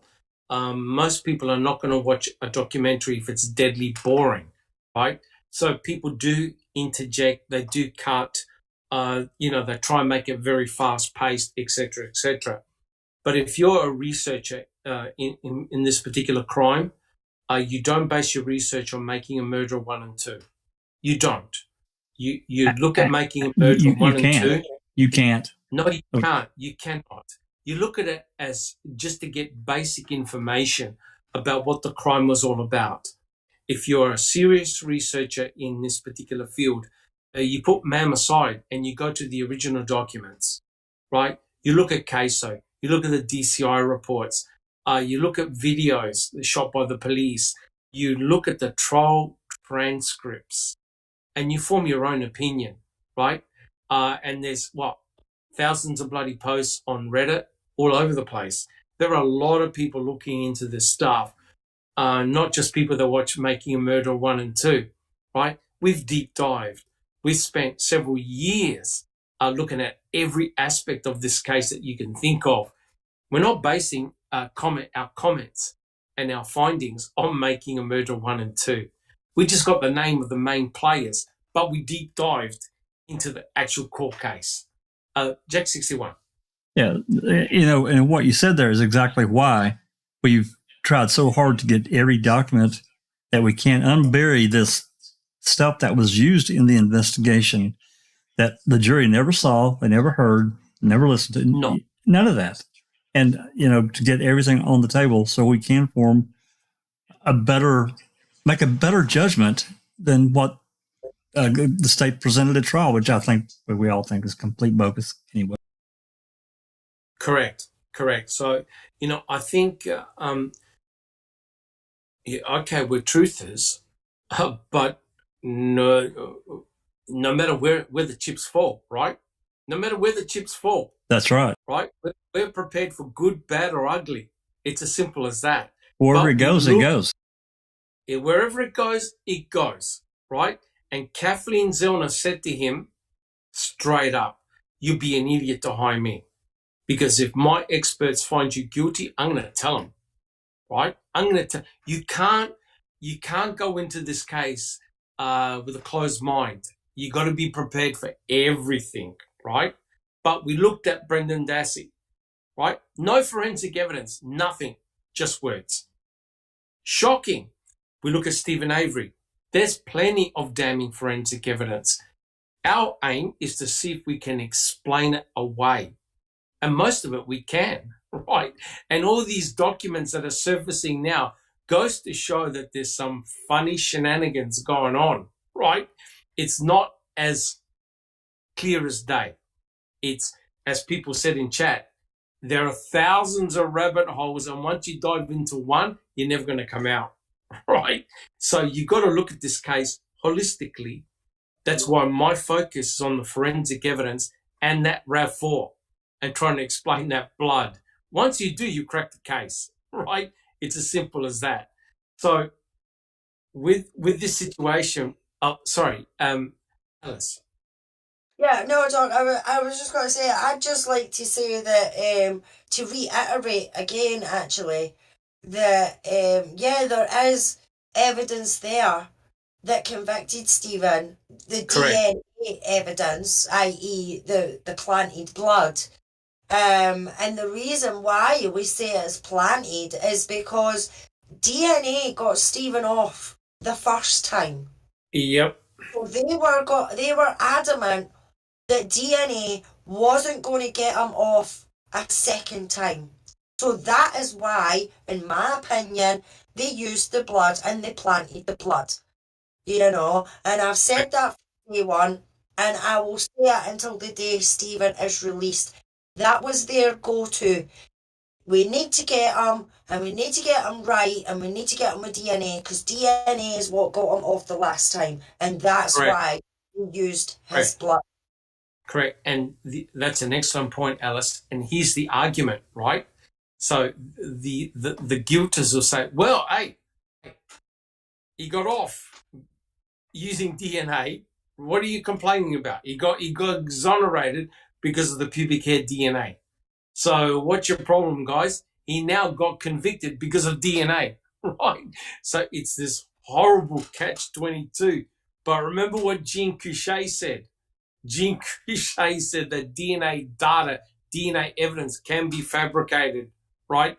And you could imagine Kosarik hearing exactly those words. He would have freaked out, right? Because remember, the Wisconsin State Crime Lab is under the auspices of the state. You don't want the crime lab dabbling into manipulating data, right? And information. It can. That was an embarrassment and an incredible admission by Jean Couchet. Yeah, but can you imagine, Doc, if it came back that crime lab, I mean, we know it is, but that it actually is. Can you imagine how many cases would need to be thrown out because of the faulty DNA or the faulty everything that came out of that lab, you know? And they're never going to admit to that, even if Culhane did mix something up wrong or something like that, and it's no Teresa's DNA that they tested and everything like that, you know. We just don't know. And I mean, we've always says Culhane is the one that got him off, so she owed the state. So that is why they got her to test it and do these results and everything like that, because in their opinion she owed them, because she's the one that got Stephen off, and Stephen's now suing them for $36 million, you know. Correct. So and the remarkable thing is, Alice and panel members and people in chat, is that Culhane put her own hand up she volunteered to be the lead laboratory tech in this case, knowing full well that she knew and interacted with Stephen Avery since 1985. So that's a massive, Chair Yoga for the Ageless, welcome. He's become a foul play lover. Thank you so much. That's fantastic. Need a party hat, Sherry. Yeah, there you go. Yep, party had some balloons for sure. That's fantastic, and thank you so much for your support. So, there are so many conflicts of interest in this case that is just not funny. Cherie Culhane should have recused herself, right? Because she was involved in Stephen's conviction back in 1985 using bullshit hair evidence that counted against Stephen. The FBI now doesn't touch hair or bite mark analysis because it's considered junk science, right? Cherie Culhane did hundreds of cases involving hair analysis. So you can imagine all the potential civil suits. That's one. Two, she was involved in Stephen's exoneration, and there's some dodgy stuff happening with his genomic DNA profile. Real dodgy stuff happening with his genomic DNA profile, right? So the sensible thing would have been for her to recuse herself.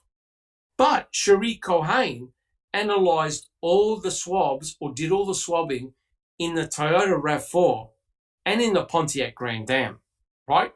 So she knows where the swabs came from. She knows all the results, all right? So let's get back to, Jack 61, did you have a comment? One quick one and one final one. And we were talking briefly, and it's about this right here. And how Andrew Colburn appeared on camera. So we're talking about this. We're talking about November 3rd. So he gets a call from Wiegert and talking about this missing person, gets the information, lost the car, license plate. There was also an alert sent out to all officers on patrol. He was one of them. It all came over the teletype or whatever they had in their car. He had it there. So why did he make the phone call? If all these pieces of information prior to that are correct, what the hell? It don't look good. It's the most bizarre thing I've ever heard in my life, right? So basically, Wiegert rings him up, phones him up, and says, "Here are the details of the car. Here's the license plate." So what does Andrew Colburn do? Ring up dispatch and gets a confirmation from the dispatcher about the license plate number. What the hell?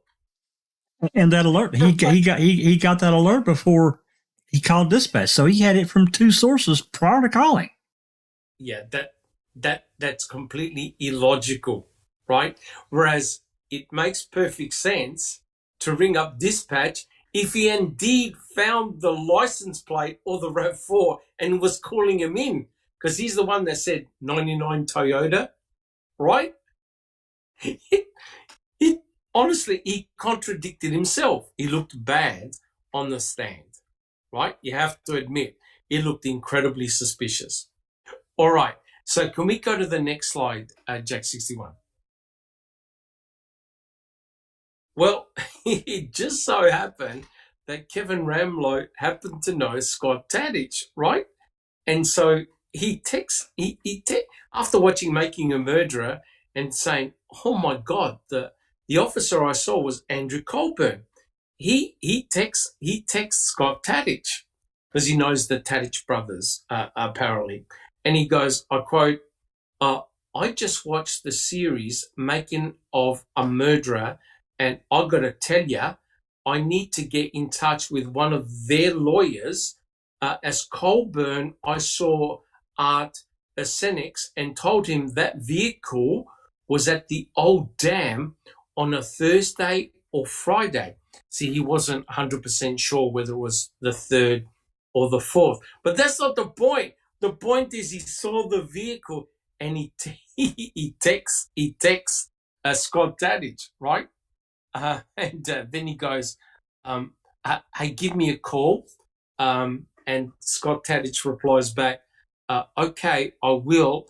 I'm really sick now, can hardly talk, so I'll call tomorrow. Right? And allegedly, Scott Tadich never got in touch with Ramlo again. Right? So to summarize, Kevin Ramlo had sent 2 text messages to Scott, and as you can see, he kept them as a record. He knew Scott Tadich personally, and then after, Kevin Ramlo prepares an affidavit for Kathleen Zellner, which we'll actually have a look at in a moment. Can we have the next slide, please? So, why is all this freaky? Well, the reason why it's all freaky is because Scott, now I'm not saying anything nefarious, please. I'm not saying anything nefarious. This is another one of those weird coincidences. Where the RAV4 was spotted was actually very close to where Scott Tadich lived. His trailer, right, was literally up the road from the turnaround where Kevin Ramlo spotted the RAV4, right? Maybe that's just a pure coincidence. Now, remember, on the October the 31st, both Scott and Bobby Dassey drive past each other as they're going to different hunting sites on 147, right? And what's remarkable is that at some stage, Scott married Barb Tadich, and I'm not sure what happened to Scott Tadich's old trailer, but he bought a new property on the other side of where the RAV4 was spotted. So in other words, you see that land? That's I'm not sure where that was the area where Bobby Dassey hunted, because apparently he hunted very close to Scott Tadich's house. There was sort of like a deer hunting area, and he had to get, of course, permission. But it just seems a rather bizarre coincidence that the RAV4 was spotted very close to where Scott lived prior and to where Scott lives now with Barb. Right? The turnaround, you can see where the RAV4 was spotted. It's very close to a wooded area. Can we have the next slide, please, Jack 61? All right.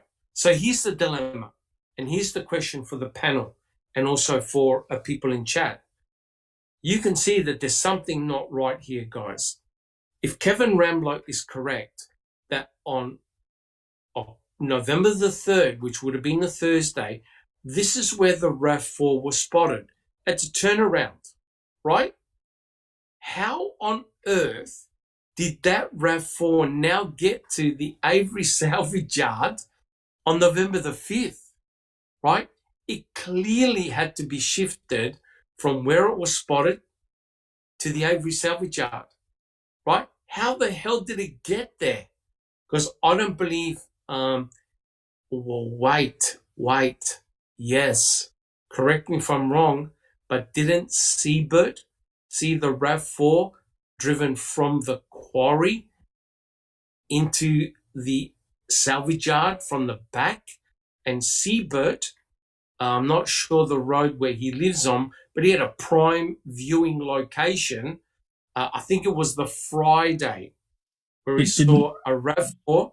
Didn't he live on Jambo Creek Road or Jambo Creek? Yeah, so okay. He could actually see the vehicles come onto the property. He reckons he saw the RAV4 or a vehicle that looked like the RAV4 and a white Jeep go into the quarry area towards Stephen Avery's property, which is exactly what Fassbender and Wiegert were saying to Stephen Avery, that the RAV4 came from the quarry area and that Siebert. So I only saw the white Jeep come out. 2 vehicles went in, 1 vehicle left. Wow. So are you trying to tell me that they took the back roads or whatever and brought in the RAV4 from the quarry area? Which makes perfect sense because that's exactly where you see the dog tracks, right? So here's the big dilemma. And I asked people in chat, how the hell did that RAV4 get from the turnaround to Stephen Avery's property, right? Truly remarkable. Does anyone have an answer how it got there? Susan? I do believe that it went past Siebert. To me, that's really credible evidence right there. That's really, really scary, right? And now you've Well, got again, two. Sorry, Jack 61. Again, you have Siebert. He has no motive. There's nothing to gain. There's nothing for him there. So, correct, 100% correct. You've now got. I think there was somebody else that saw a RAV4 as well. I've forgotten the gentleman's name, but you've now got John LeQuinn, who's the propane tank driver, who said, "Yeah, I was sitting in my truck and I saw a car that looked like the RAV4 drive out, but he got the time wrong. It couldn't have been 3:45." But that's interesting because that tends to complement what Stephen was saying, that she had left, right? Now you've got Kevin Ramblow saying, yeah, I saw the RAV4 at the turnaround. I told the cop, right? But there's no police report. And now damning, you've got Siebert, who's on Jambo Creek Road, I think it is, behind the salvage yard, behind the quarry, saying, yeah, I saw two vehicles drive in, a white Jeep and a car that looked like the RAV4. That matches the timing of everything. Because on November the 5th, they find the RAV4. On November the 4th, with the flyover, they don't spot a RAV4. So whoever drove in that RAV4 must have been after the plane had gone over, right? So it all seems to make perfect sense. But this is damning, guys, right? What the hell's a RAV4 doing off the property, right? Clearly, this is exculpatory evidence, in my opinion. It makes no sense. There's no way that Stephen is driving this RAV4 around the place, right? Crazy. And to bring it on your own property, it completely makes no sense whatsoever. All right. I think, Jack 61, that's the end of that batch of slides. What's the next one? Just a second. Is that the one with Colburn and Gilbert? It goes back to the coroner. All right. Okay. So it's I need to change. I need to change them out. Don't I change slides. Yeah. Need to change folders. Correct. Give me just. Yeah. Don't put it up just yet. Okay. It's the one I think with Colburn and Gilbert. Is that correct? You talking about the photo? The photo. Correct. Well, I've actually got. There was some documentation that you had also sent me. I don't know if you want that up yet or not. No, not yet. So we're okay. We're the back, photo. We're back on the panel view. I think we are. We can see each other. Yeah, you're on panel. Okay. So just to continue, the chapter from Ken Kratz's book, and you're right, we're not going to finish the podcast, I'm afraid. I quote, here's the next passage. And here's the thing. Andy didn't work that Friday, has indicated he was never in uniform that day, has never been to that particular Senex station, and dispatch calls verify who law enforcement officer Mr. Ramblow was referring to that day, Deputy Ryan Gilbert. Now that's very, very interesting, right? So Jack 61, do you have that comparison photograph of Ryan Gilbert and Colburn? Oh, have a look at this, right? Have a look at this. Talk about a doppelganger. And I want to thank Kath for finding the photograph of Gilbert. And she also dug up the photograph of Colburn. I think these are pictures of around the same era. Susan, do you have a comment? So where is Gilbert's report? Yeah. You stole my thunder. I'm gonna ask the question in a second. This actually makes it worse because we can't blame Colburn if Ramlo saw Deputy Gilbert, not accidentally, if he saw him, you can easily see how he got confused, right? Because the two look like doppelgangers. They look almost identical, right? So quite clearly, both Deputy Gilbert and Colburn look almost similar. And it's very easy to get confused. But here's the incredible thing, guys. Here's Ken Kratz in his book saying, oh, yeah, that wasn't Colburn. It was Deputy Ryan Gilbert. Well, where the hell is his report at, you son of a bitch? So here's the question, right? So just to continue from what Ken Kratz was saying, he goes, for the second time in less than 3 years, the world watched as Andy Colburn was called a crooked cop. So I reckon this is part of the defamation, right?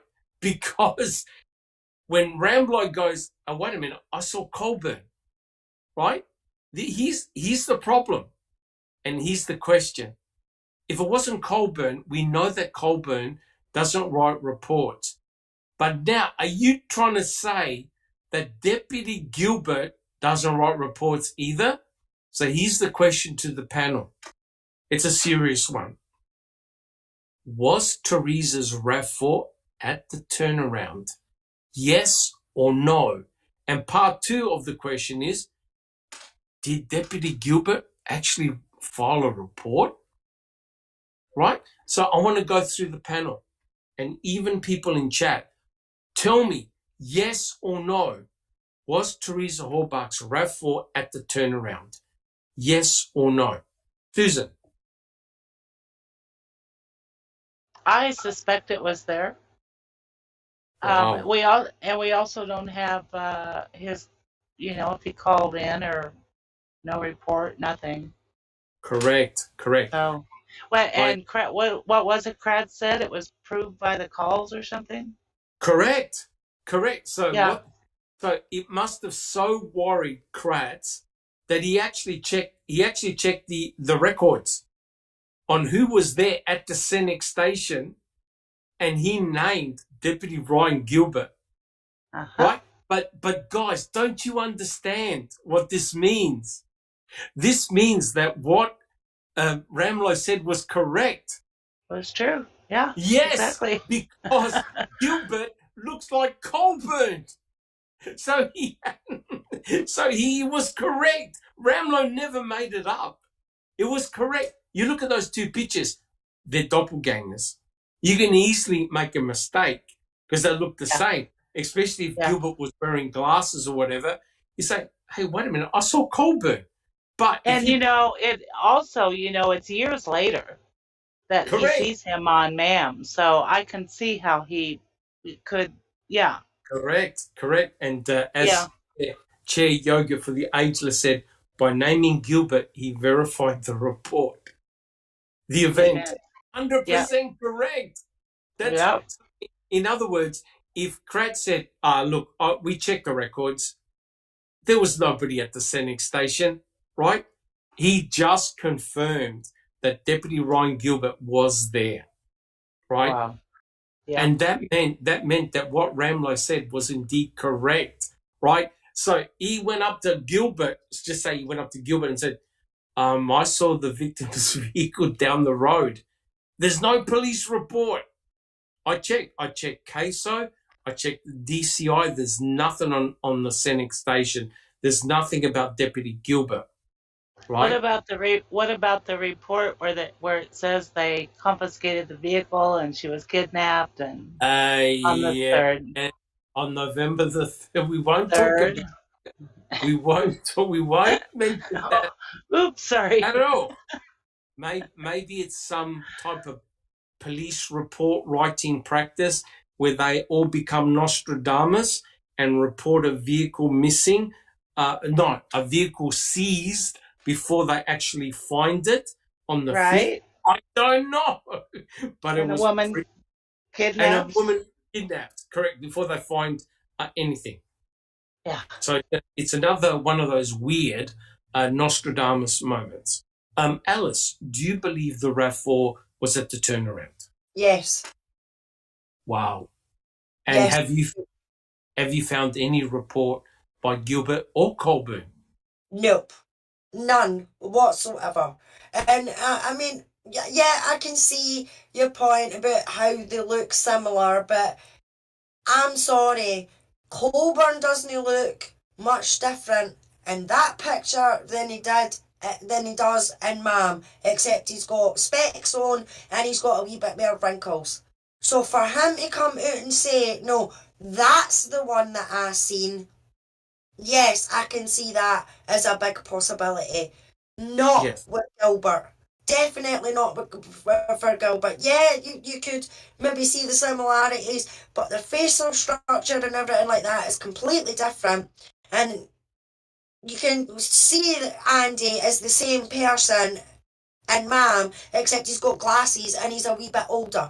That's it, in my opinion. So when Ranello's seen Ma'am, and he's oh my God, that's the officer that I seen at the Senate station that I told about that RAV on 147.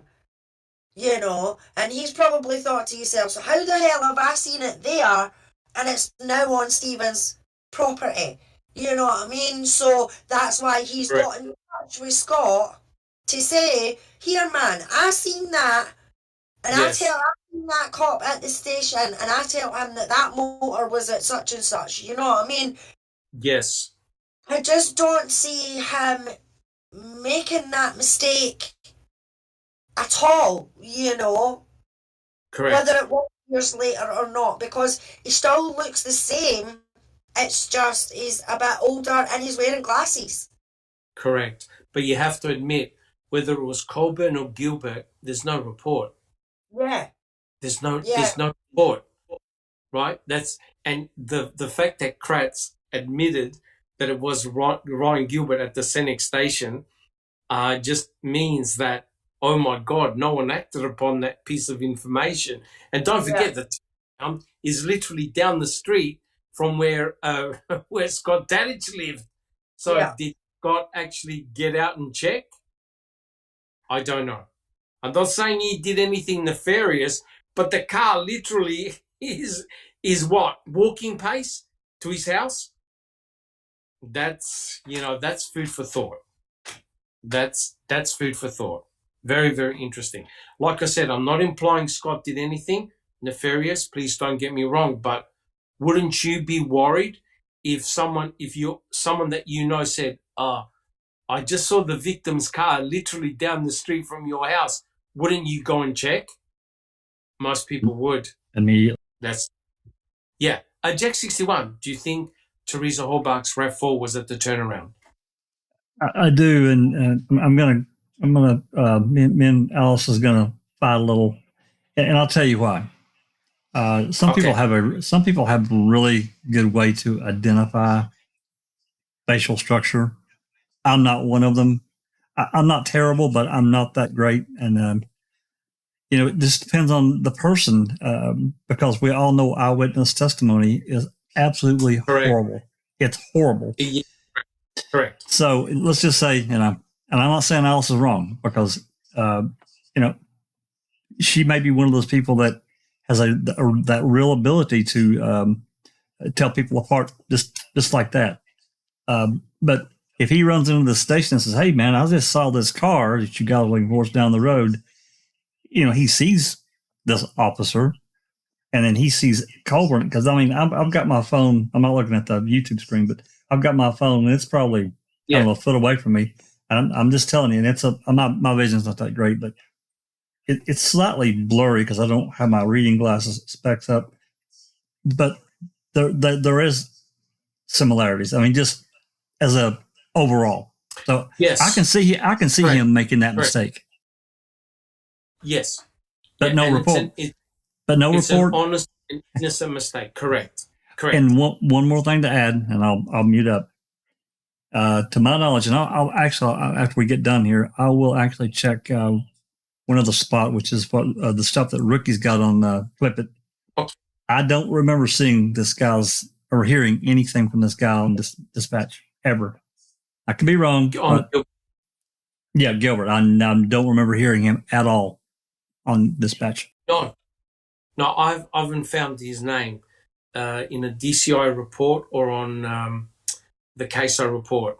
Hopefully I'm wrong and I missed it, but this now actually puts the spotlight on the MTSO like nothing ever, because Ken Kratz has just now confirmed that I'm sure Gilbert's MTSO, that an MTSO officer was at the Scenic station exactly as Ramloy had described, and there's no report or follow-up, even to say, I went down there and I didn't see a vehicle. Even just to write that as a follow-up is just standard procedure, right? And the only person who calls in number plates happens to be Andrew Colburn. So bizarre as it is, if you were walking into a into the Scenic station and you saw Gilbert and Colburn, especially if Colburn wasn't wearing glasses, you swear to God they looked the same from a distance, right? Because Ramlow probably just went up and said, officer, see that car? I saw it down the road on 147 at the turnaround near the old dam. And it probably just could have been a 30-second conversation, right? The mere fact that he saw Colburn in MAM spiked his interest. Now, the same could have been true had Gilbert appeared in MAM. I'm sure Ramlow would have said, oh my God, that's him. So I understand what Alice is saying. I understand what Jack 61 is saying, but eyewitness identification is the worst of the lot. It's the least reliable of the lot.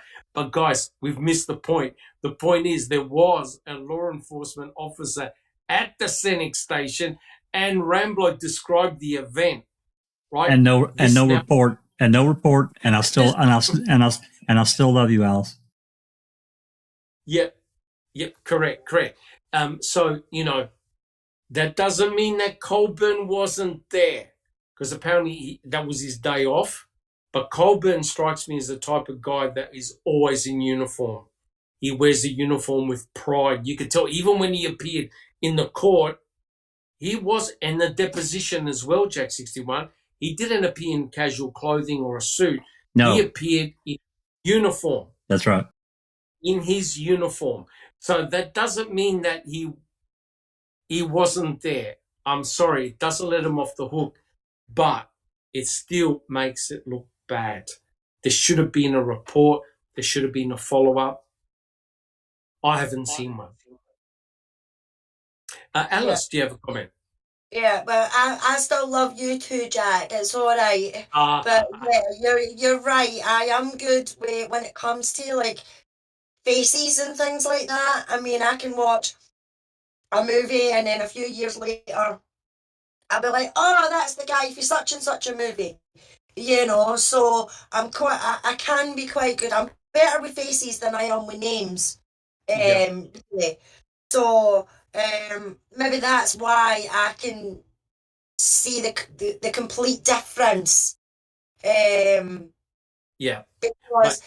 if I was to see Gilbert now, I would reckon he looks an awful lot different from what he is in this picture here, But Colburn, he doesn't look that much different in the picture that was on screen to what he looked like when he was on the stand and was in MAM. He was maybe a wee bit thinner, he had glasses, and he had a few more wrinkles, So that's how I'm saying. But it's right, and Nan's Life in chat said the same thing as well.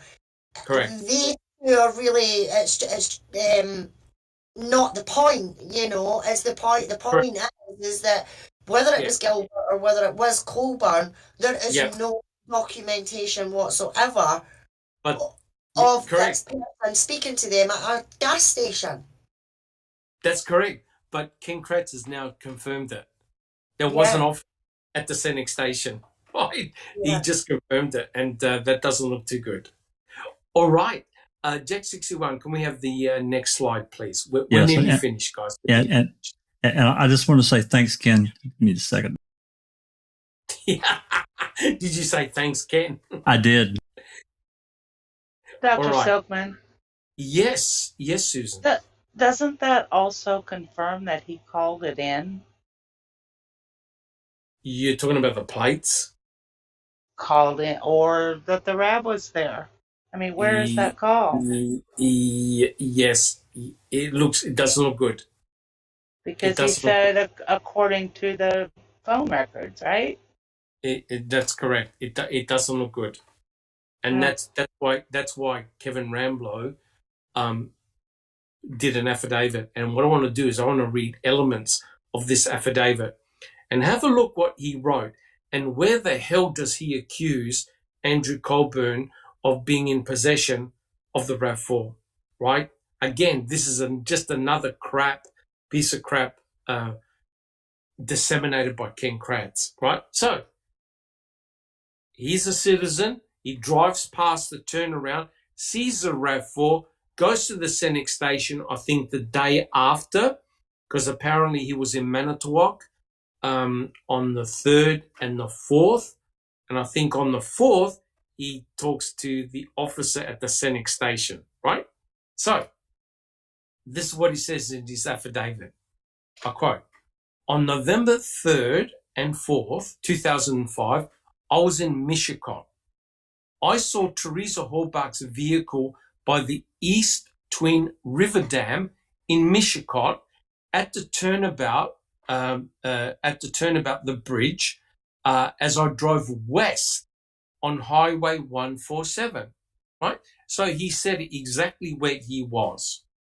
Point 4. Around midday on November the 4th, 2005, I stopped at the Senex gas station at the intersection of Highway 147 and State Street in Mishicot. While there, I saw and read a missing person poster for Teresa Horbach. There's no doubt, there's evidence. Those guys put up the posters absolutely everywhere, and a petrol station is a perfect spot to put a missing girls poster, no doubt. Central location. I remember that poster had a picture of, can we have the next slide? Teresa Horbach, and written descriptions of Teresa Horbach and the car she was driving, right? So he obviously had read the missing girl poster and he saw the description of the RAV4. Point number 5. I recognized that the written description of the vehicle on the poster matched the car that I saw at the turnaround by the dam. Point number 6. While I was in the Senex station, a Manitowoc County Sheriff's Department officer came into the station. I immediately told the officer that I'd seen a car that matched the description of the car on Teresa Horbach's missing person poster at the turnaround by the dam. And then he goes saying that after he saw ma'am, right, this is in 2016, he goes, I recognized the officer who I talked at the Senex station on November the 4th, 2005, right? And he says, I now know that his name is Andrew Colburn. Jack 61, is that the last one? No, I think there's one more. Right? So he then goes, after I watched Making a Murderer, I sent a text to Scott Tadich, right?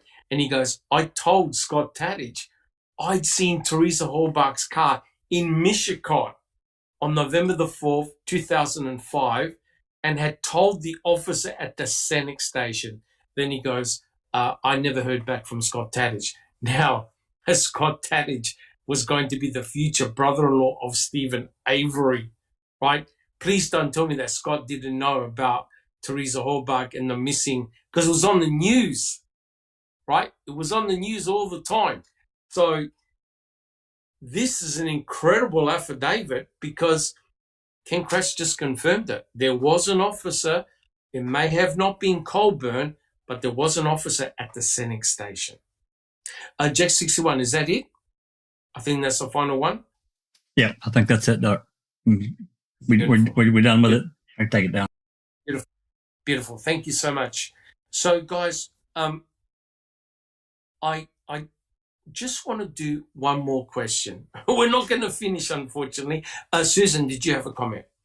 Yeah, I just want to remind everybody that Scott Toddick said that it was the best day of his life when Stephen got convicted. And this is 11 years later that he's getting this text. He doesn't want Stephen, he doesn't want anything, no advantage to go toward Stephen. 100% correct. And yeah, remember, the text was in 2016. I think that was the time. So quite clearly, and plus Scott testified during the trial. So I think he understood the significance of that observation by Kevin Ramlow, right? And the mere fact that Scott never got back to him. Now that's very, very interesting, right? All right. So look, guys, I know we've gone on for quite a while, but I want to do one more question. Is that all right, guys? Yep. All good? All good? Yeah.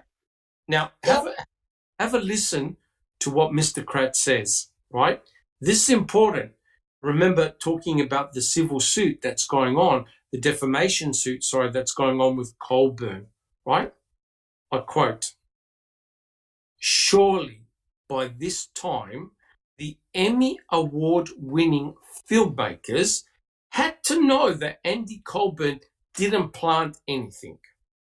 After the first installment of the Netflix series, Andy got hundreds, if not thousands, of credible death threats from Making a Murderer enthusiasts who around that time began calling themselves, quote, criminal justice reform advocates." That's you and I. Criminal justice reform advocates. It sounded classier, but it meant the same thing. Because of a television show, these internet mobsters, right? Internet mobsters felt that they knew enough to justify stripping a man of all that he held dear, his privacy, his family's peace of mind and sense of safety, and his reputation as a good, honest cop. Right? So the question to the panel is this: was Mr. Kratz correct? Do you consider yourself an internet mobster? Who would like to go first? Alice, are you itchy? Come on. We haven't heard one bad word from you. What's the matter? What's going on? Are you an internet mobster? I am a mobster.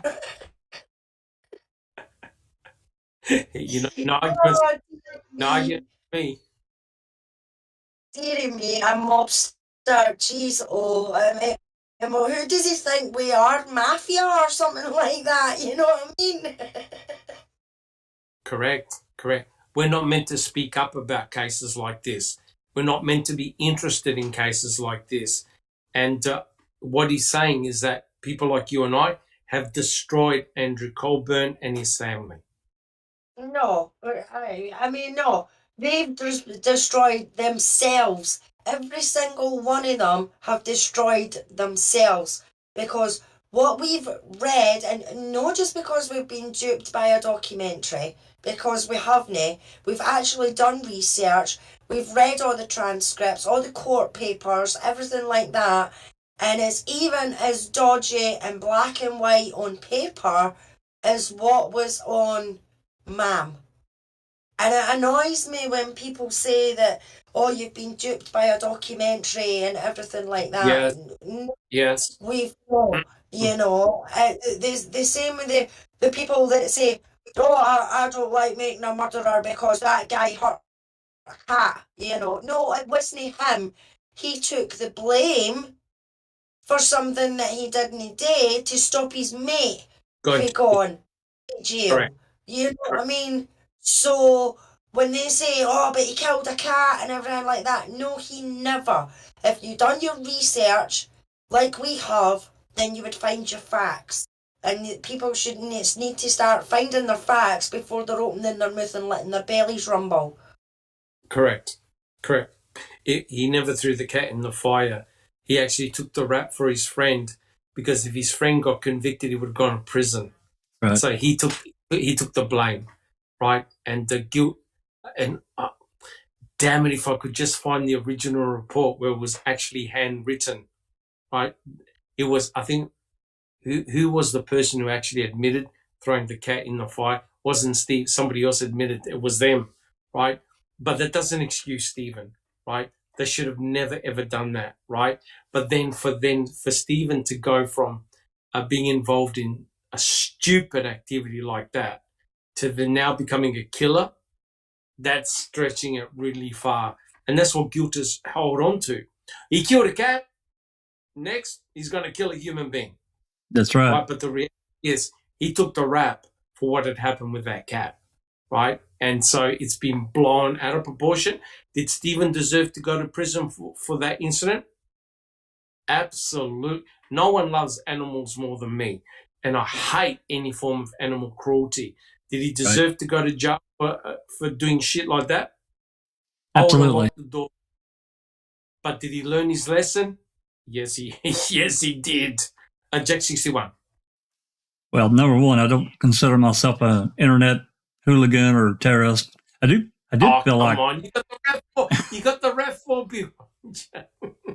You know, I do feel like a lot of times with this case, my brain has been waterboarded. Seriously, listen to their excuses and all the crap. I do think that. All those guys that participated in the cat incident should have been punished. Give them Correct. whatever. I'm not a judge. I can't say, but I'm like you. I just don't like animal cruelty at all. I'm totally against it. I do think that if we look back at early 2016 and how Manitowoc MTSL handled themselves in the public eye, they really fucked up. Because they basically just pulled the shutters down, and that was the wrong thing to do. They needed to be open. Correct. There is no investigation I've seen that is as bad as this. You have to admit, even if you're the most hardened, hardcore guilter, you have to admit the investigation from woe to go was a complete clusterfuck. You have to admit, right? And here's the question. Would we have ever heard of Colburn, Lenk, Remaker, Bushman, and every MTSO officer if they kept foot off the salvage yard? Would we even be here? Probably not. Would we have known who Colburn was if he had said, I've been part of the civil suit deposition. Sorry, Pagel, I can't come on. I'm protecting myself. No. Colburn was everywhere. That's right. Correct. That's a great point. Doc. Correct. And what's the saying go? If you can't stand the heat, get out of the kitchen. Right?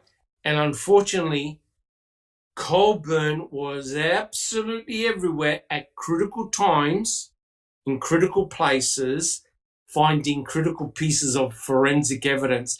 And to make matters worse, there's an association of Colburn with the RAV4, an association of Colburn with the Key, right? And he was also at Cuss Road, right? And he was in Stephen's trailer, and I think he went in the garage too.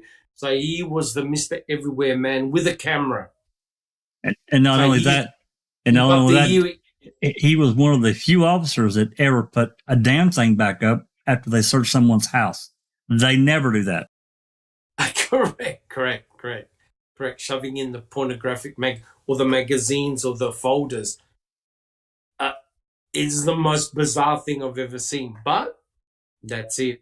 So, what about you, Susan? What do you think? Are you an internet mobster? Well, absolutely not. I'm not so sure about Sherry Lynn, but I know I'm. I think Sherry Lynn's an internet terrorist, not a mobster. I'm just kidding. Sorry, Sherry. Jesus. I mean, come on, Kratz. For Correct. fuck's sake. But you see, Susan, that's the whole basis behind the defamation suit. People like you and I, right? Yeah. And Well, I'll tell you what. I did not threaten Andy Colburn's life. I didn't threaten anybody's life. I did not contact them. And I know there were people that did that. And, yes. I don't think that's right. No. Nobody should ever have done that. But, that's the world we live in. Correct. 100% correct. And the thing is that there's no doubt that the defamation suit is going to have huge ramifications on streaming services, right? That do true crime, because, you've got the state's version of events, the defense version of events, and then you've got a documentary on top of all of that, right? They want to bypass the documentary stage. They don't want you and I to be in the courtroom to see what's happened, right? And I know Sherry's going to get pissed off, but we had a front row seat in the Depp and Amber Heard trial.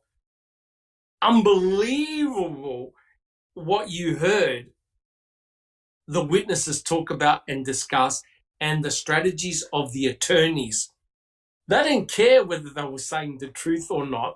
Their aim was to make sure that their client won, right? They don't care about the ethics. They've got to present a picture, paint a picture, right? And convince a jury, convince a judge. And that's why a judge, Penny, what's her name? I've got her name, Escarante, did a brilliant job. And now Heard's attorneys are complaining about the judge. About the judge. There you go. All right. Sorry, Doc. E.W. Haggis in chat says, I have a serious question about Kratz.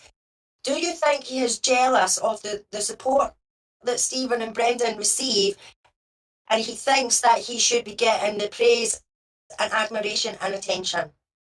100%. You got it. In a nutshell, 100%. So Ken Kratz is going like this, right? Think about it.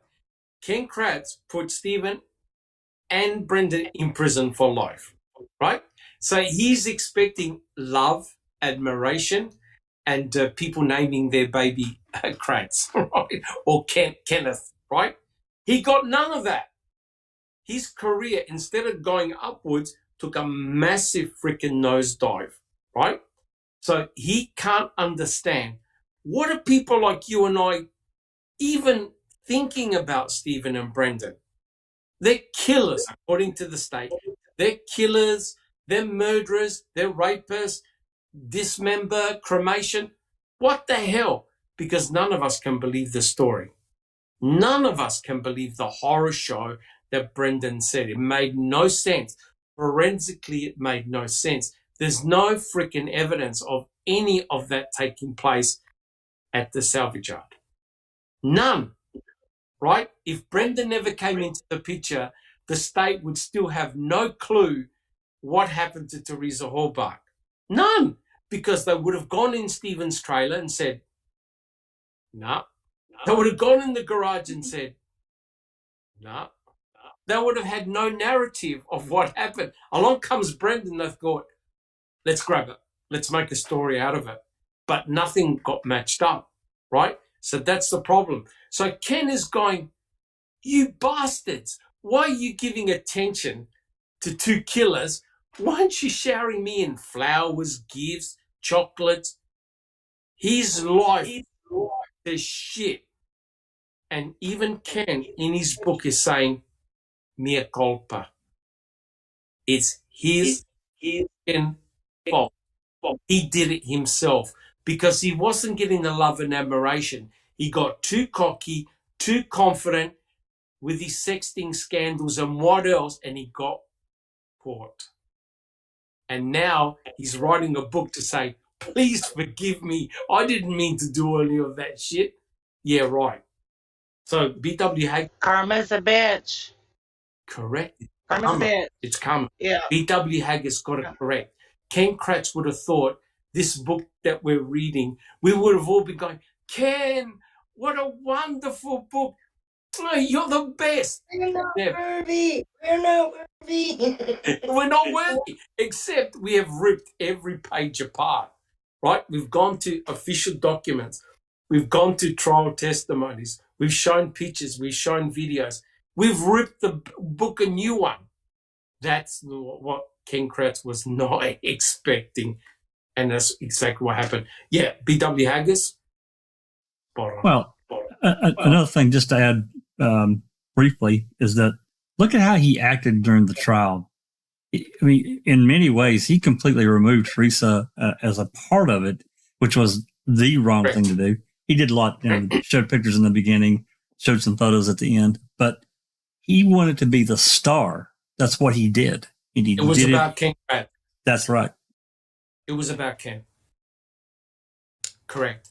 You can't all of a sudden develop a narcissistic personality out of the blue. He was always a narcissist.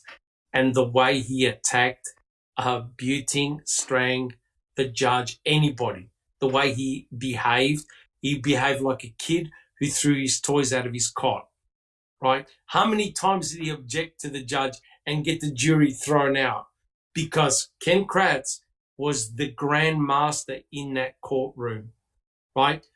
Strang and Buting did a brilliant job, but they weren't prepared for Kratz. They weren't prepared for Fallon, right? Gunn, he was in the background, but those two were dragons. Alice, do you have a comment? Angie Dickinson in chat says, Kratz is jealous big time and knows KZ will find the truth and expose the corruption. That's why he hates her and all the internet researchers. Ma'am is the reason why we exist. Kratz's book is shit. I agree 100%. Well, look, most of it is, but you have to admit, and Jack 61 will back me up, it's been a gold mine. There's been so many embedded confessions. God, yeah, just look at what was just in here about that other officer. Gilbert. Correct. Gilbert, correct. 100% correct. These are things that you would have never, ever found out unless you went to the police records and said, which officer was there on November the 4th at the Scenic Station? You would have never found that out, right? So, in effect, Ken Kratz is pouring out his heart, right? Trying to get recompense, trying to get absolution for what he did, but no one's buying it. No one is buying it. He's been abandoned by everyone. Absolutely everyone. Because they realize he was a terrible, terrible person during the trial, before, during, and after the trial, and still is. Yep. Chair Yoga for the Ageless says, if Ken Kratz had any respect for the victim, he would never have held that press conference with all those details. Correct. 100% correct. And we're not going to be finished with Ken Kratz just yet, because I think it's Neverly. I'm helping Neverly. We're going to do a series of podcasts from a couple of the books that absolutely rip Ken Kratz a new one, right? And this is a professor, right? A law professor. And what he has to say about Ken is phenomenal, and it's 100% correct. So we're going to get more into Ken Kratz and more into the case. Also having a listen to what's happening with Colburn and the Netflix, because that's all important and all intermeshed.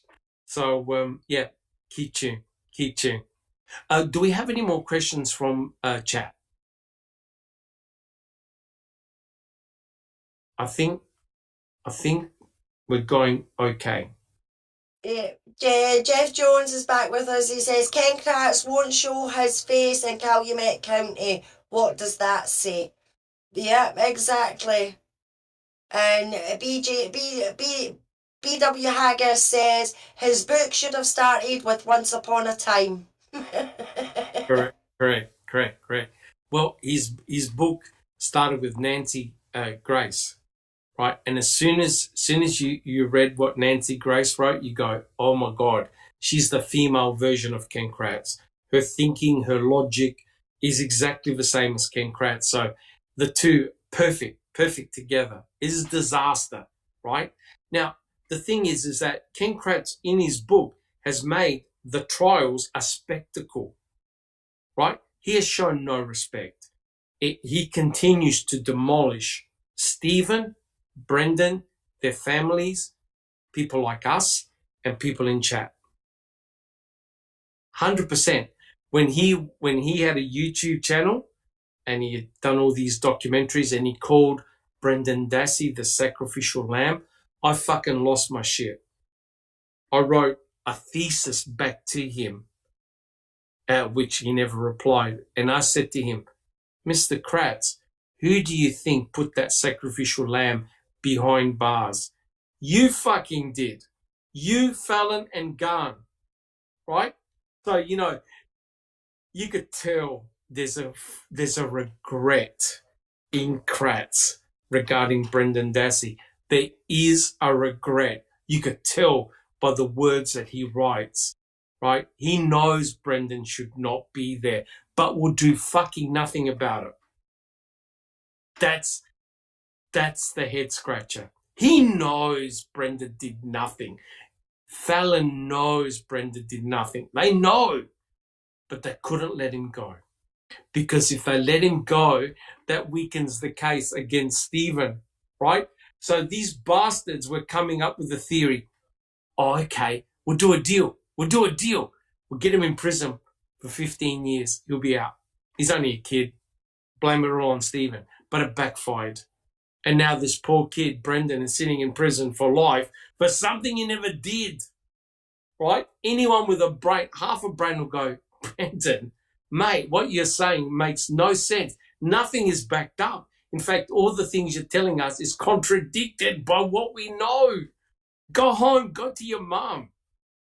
No, they grabbed him. Boom. And that's the sad part. They cannot admit that they made an error.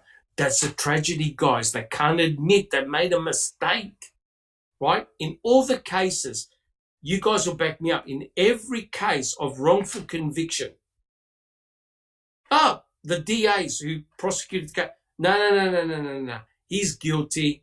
He's still guilty. Yeah, he got out, but no, he did it. Or he's the unindicted co-ejaculator, right?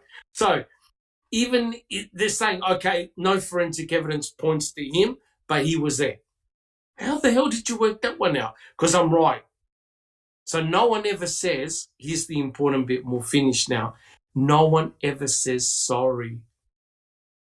No one ever says, I made a mistake. No one has got the balls to say, I made a mistake. Look at Mary Rain with the Nick Hillary trial, right? She never took no for an answer and still went after Nick, right? Even when the judge said, not guilty, she still went after him because they can never say, I made an error. And what you see now with Brendan is the same thing. None of those guys will ever admit they made a mistake. Fassbender, Wiegert, Kaczynski, O'Kelly, Fallon, Kratz, none of them will say, I made a mistake, I'm sorry. Guys, it blows my mind. All right. Well, are there any final comments, guys? We'll stop the podcast here. We've gone for quite a while. It's been excellent. We've covered a lot. Final comments, guys. Alice, do you have any final comments? Kratz is a twat and his book's worth a shit. Isn't worth a shit. Correct. And we do this because we're trying to get the truth out there.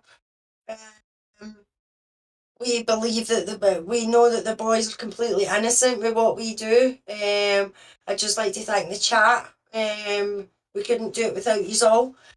So thank you. Do the YouTube thing and like, subscribe, share, and tell your friends that foul play is looking in to the Making a Murderer and has done for many years now. So, and I'm glad to be part of it. Thanks, Doc. Thank you, Alice. Thank you so much. Susan, any final comments? Yeah, I just wanted to mention about the news piece that was on Wisconsin WSN. Becca was on that this morning. Oh, fantastic! It's posted in Discord, in Foul Play Discord, in several places, and also on Brendan Talks. You're talking about Becca Chu, yes, and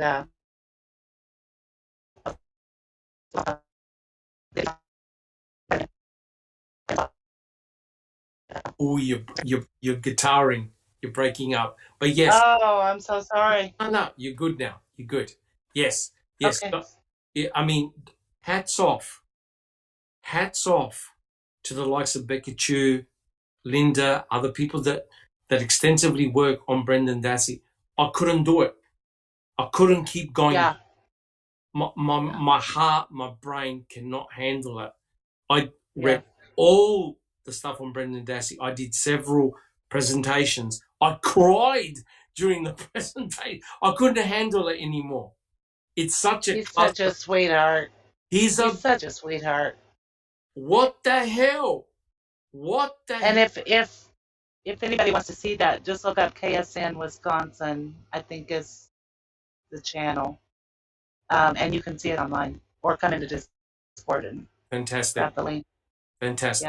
Yeah, no, hats off to the dedication and hard work done by people like Becca Chu, Linda, and others who constantly work on Brendan Dassey. I find it hard to handle because it's so ridiculous. It's so crazy. It really, really is. Thank you very much, Susan. Jack 61, any final comments? Well, you brought up Brendan, and that gets me to thinking about some of the last stuff that we got. The June ex parte meeting, and how that fucking Michael O'Kelly, and he is such a piece of crap. And this, this guy's, I'm with you, Doc. It's really difficult for me to continuously stay in Brendan's case. I have to step out of that one. I have to. I can't handle huge bites of it for long periods of time. I can't Stevens because it's different, Brendan was a kid, and they just absolutely screwed that kid up. The book, talking about the book, we had dissected it, and some more dissection coming up that I'm actually looking forward to when we get finished is the comparison between volume 1 and volume 2, or not volume 1, but printing 1 and printing 2, however you say that. Edition 1 and edition 2. Correct. Yes. I promise I will do that. Yeah, I'm looking forward to that. I mean, I don't expect there to be a huge amount, but still, I think there's going to be some that are probably going to raise an eyebrow. Correct. And, I was going to say thank you to Susan, who went through both books. Yeah. I can't even handle going through one, but to go through both, we'll definitely, I promise to God, once we finish this, I'll put that on the burner and we'll get it done. Maybe a podcast or two to get some slides made up, and we'll compare, because Ken Kratz is very sneaky. Don't worry about that. He's very sneaky. Oh, yeah. And then for tomorrow, I think for open mic, we're going to step back in time and do a deposition. So I may be drafting a few people to help read, and we'll go to the next one, whichever one. I don't even remember where we're at. I know we've done several, But yeah, I think that's what I'm going to do for tomorrow for the open mic. You know, for those that are interested, there's gold nuggets in those damn things too, man. Some really good information. There actually are. Yeah. It's almost you need a full-time. It's a full-time job trying to keep on track with all the bullshit that took place. Right? It's not just the trial. It's all the things in the periphery which are very, very important. And again, through the excellent hard work and dedication of a lot of people on Reddit, YouTube, they've got their own separate channel. Huge amount of work. Yes. You know, and it's an eye-opener. It really, really is. Unbelievable. All right. Thank you very much, J61. Well, look, guys, I want to thank everyone on the panel for their wisdom and fantastic insights. Thank you so much for joining us in chat. We really appreciate your dedication and for showing up week after week. I know it's a hard grind going through Ken's book, but you have to admit, we learn a lot. We've covered a lot, and now we can bring our knowledge all together and just see, what makes sense and what doesn't make sense. So what we'll do next week, God willing, we'll finish off. Hopefully we'll finish the book off. I really want to finish at chapter 15. He's got another chapter 16, but it's just him regurgitating the same stuff. And I can't punish you guys anymore by going over that crap. But we'll finish the Senex station, and then the final part will be entitled Final Thoughts. So, guys, thank you so much. Please subscribe if you enjoy what we do. We've got a fantastic merch store, a lot of items. I've got my T-shirt. Got my coffee cup as well. Any little support, that money goes to a great charity, great people, and it's fantastic. If you enjoyed the podcast, guys, put your DNA on the thumbs up button. And guys, we'll catch you all next week. Thank you so much. This has been a Foul Play production.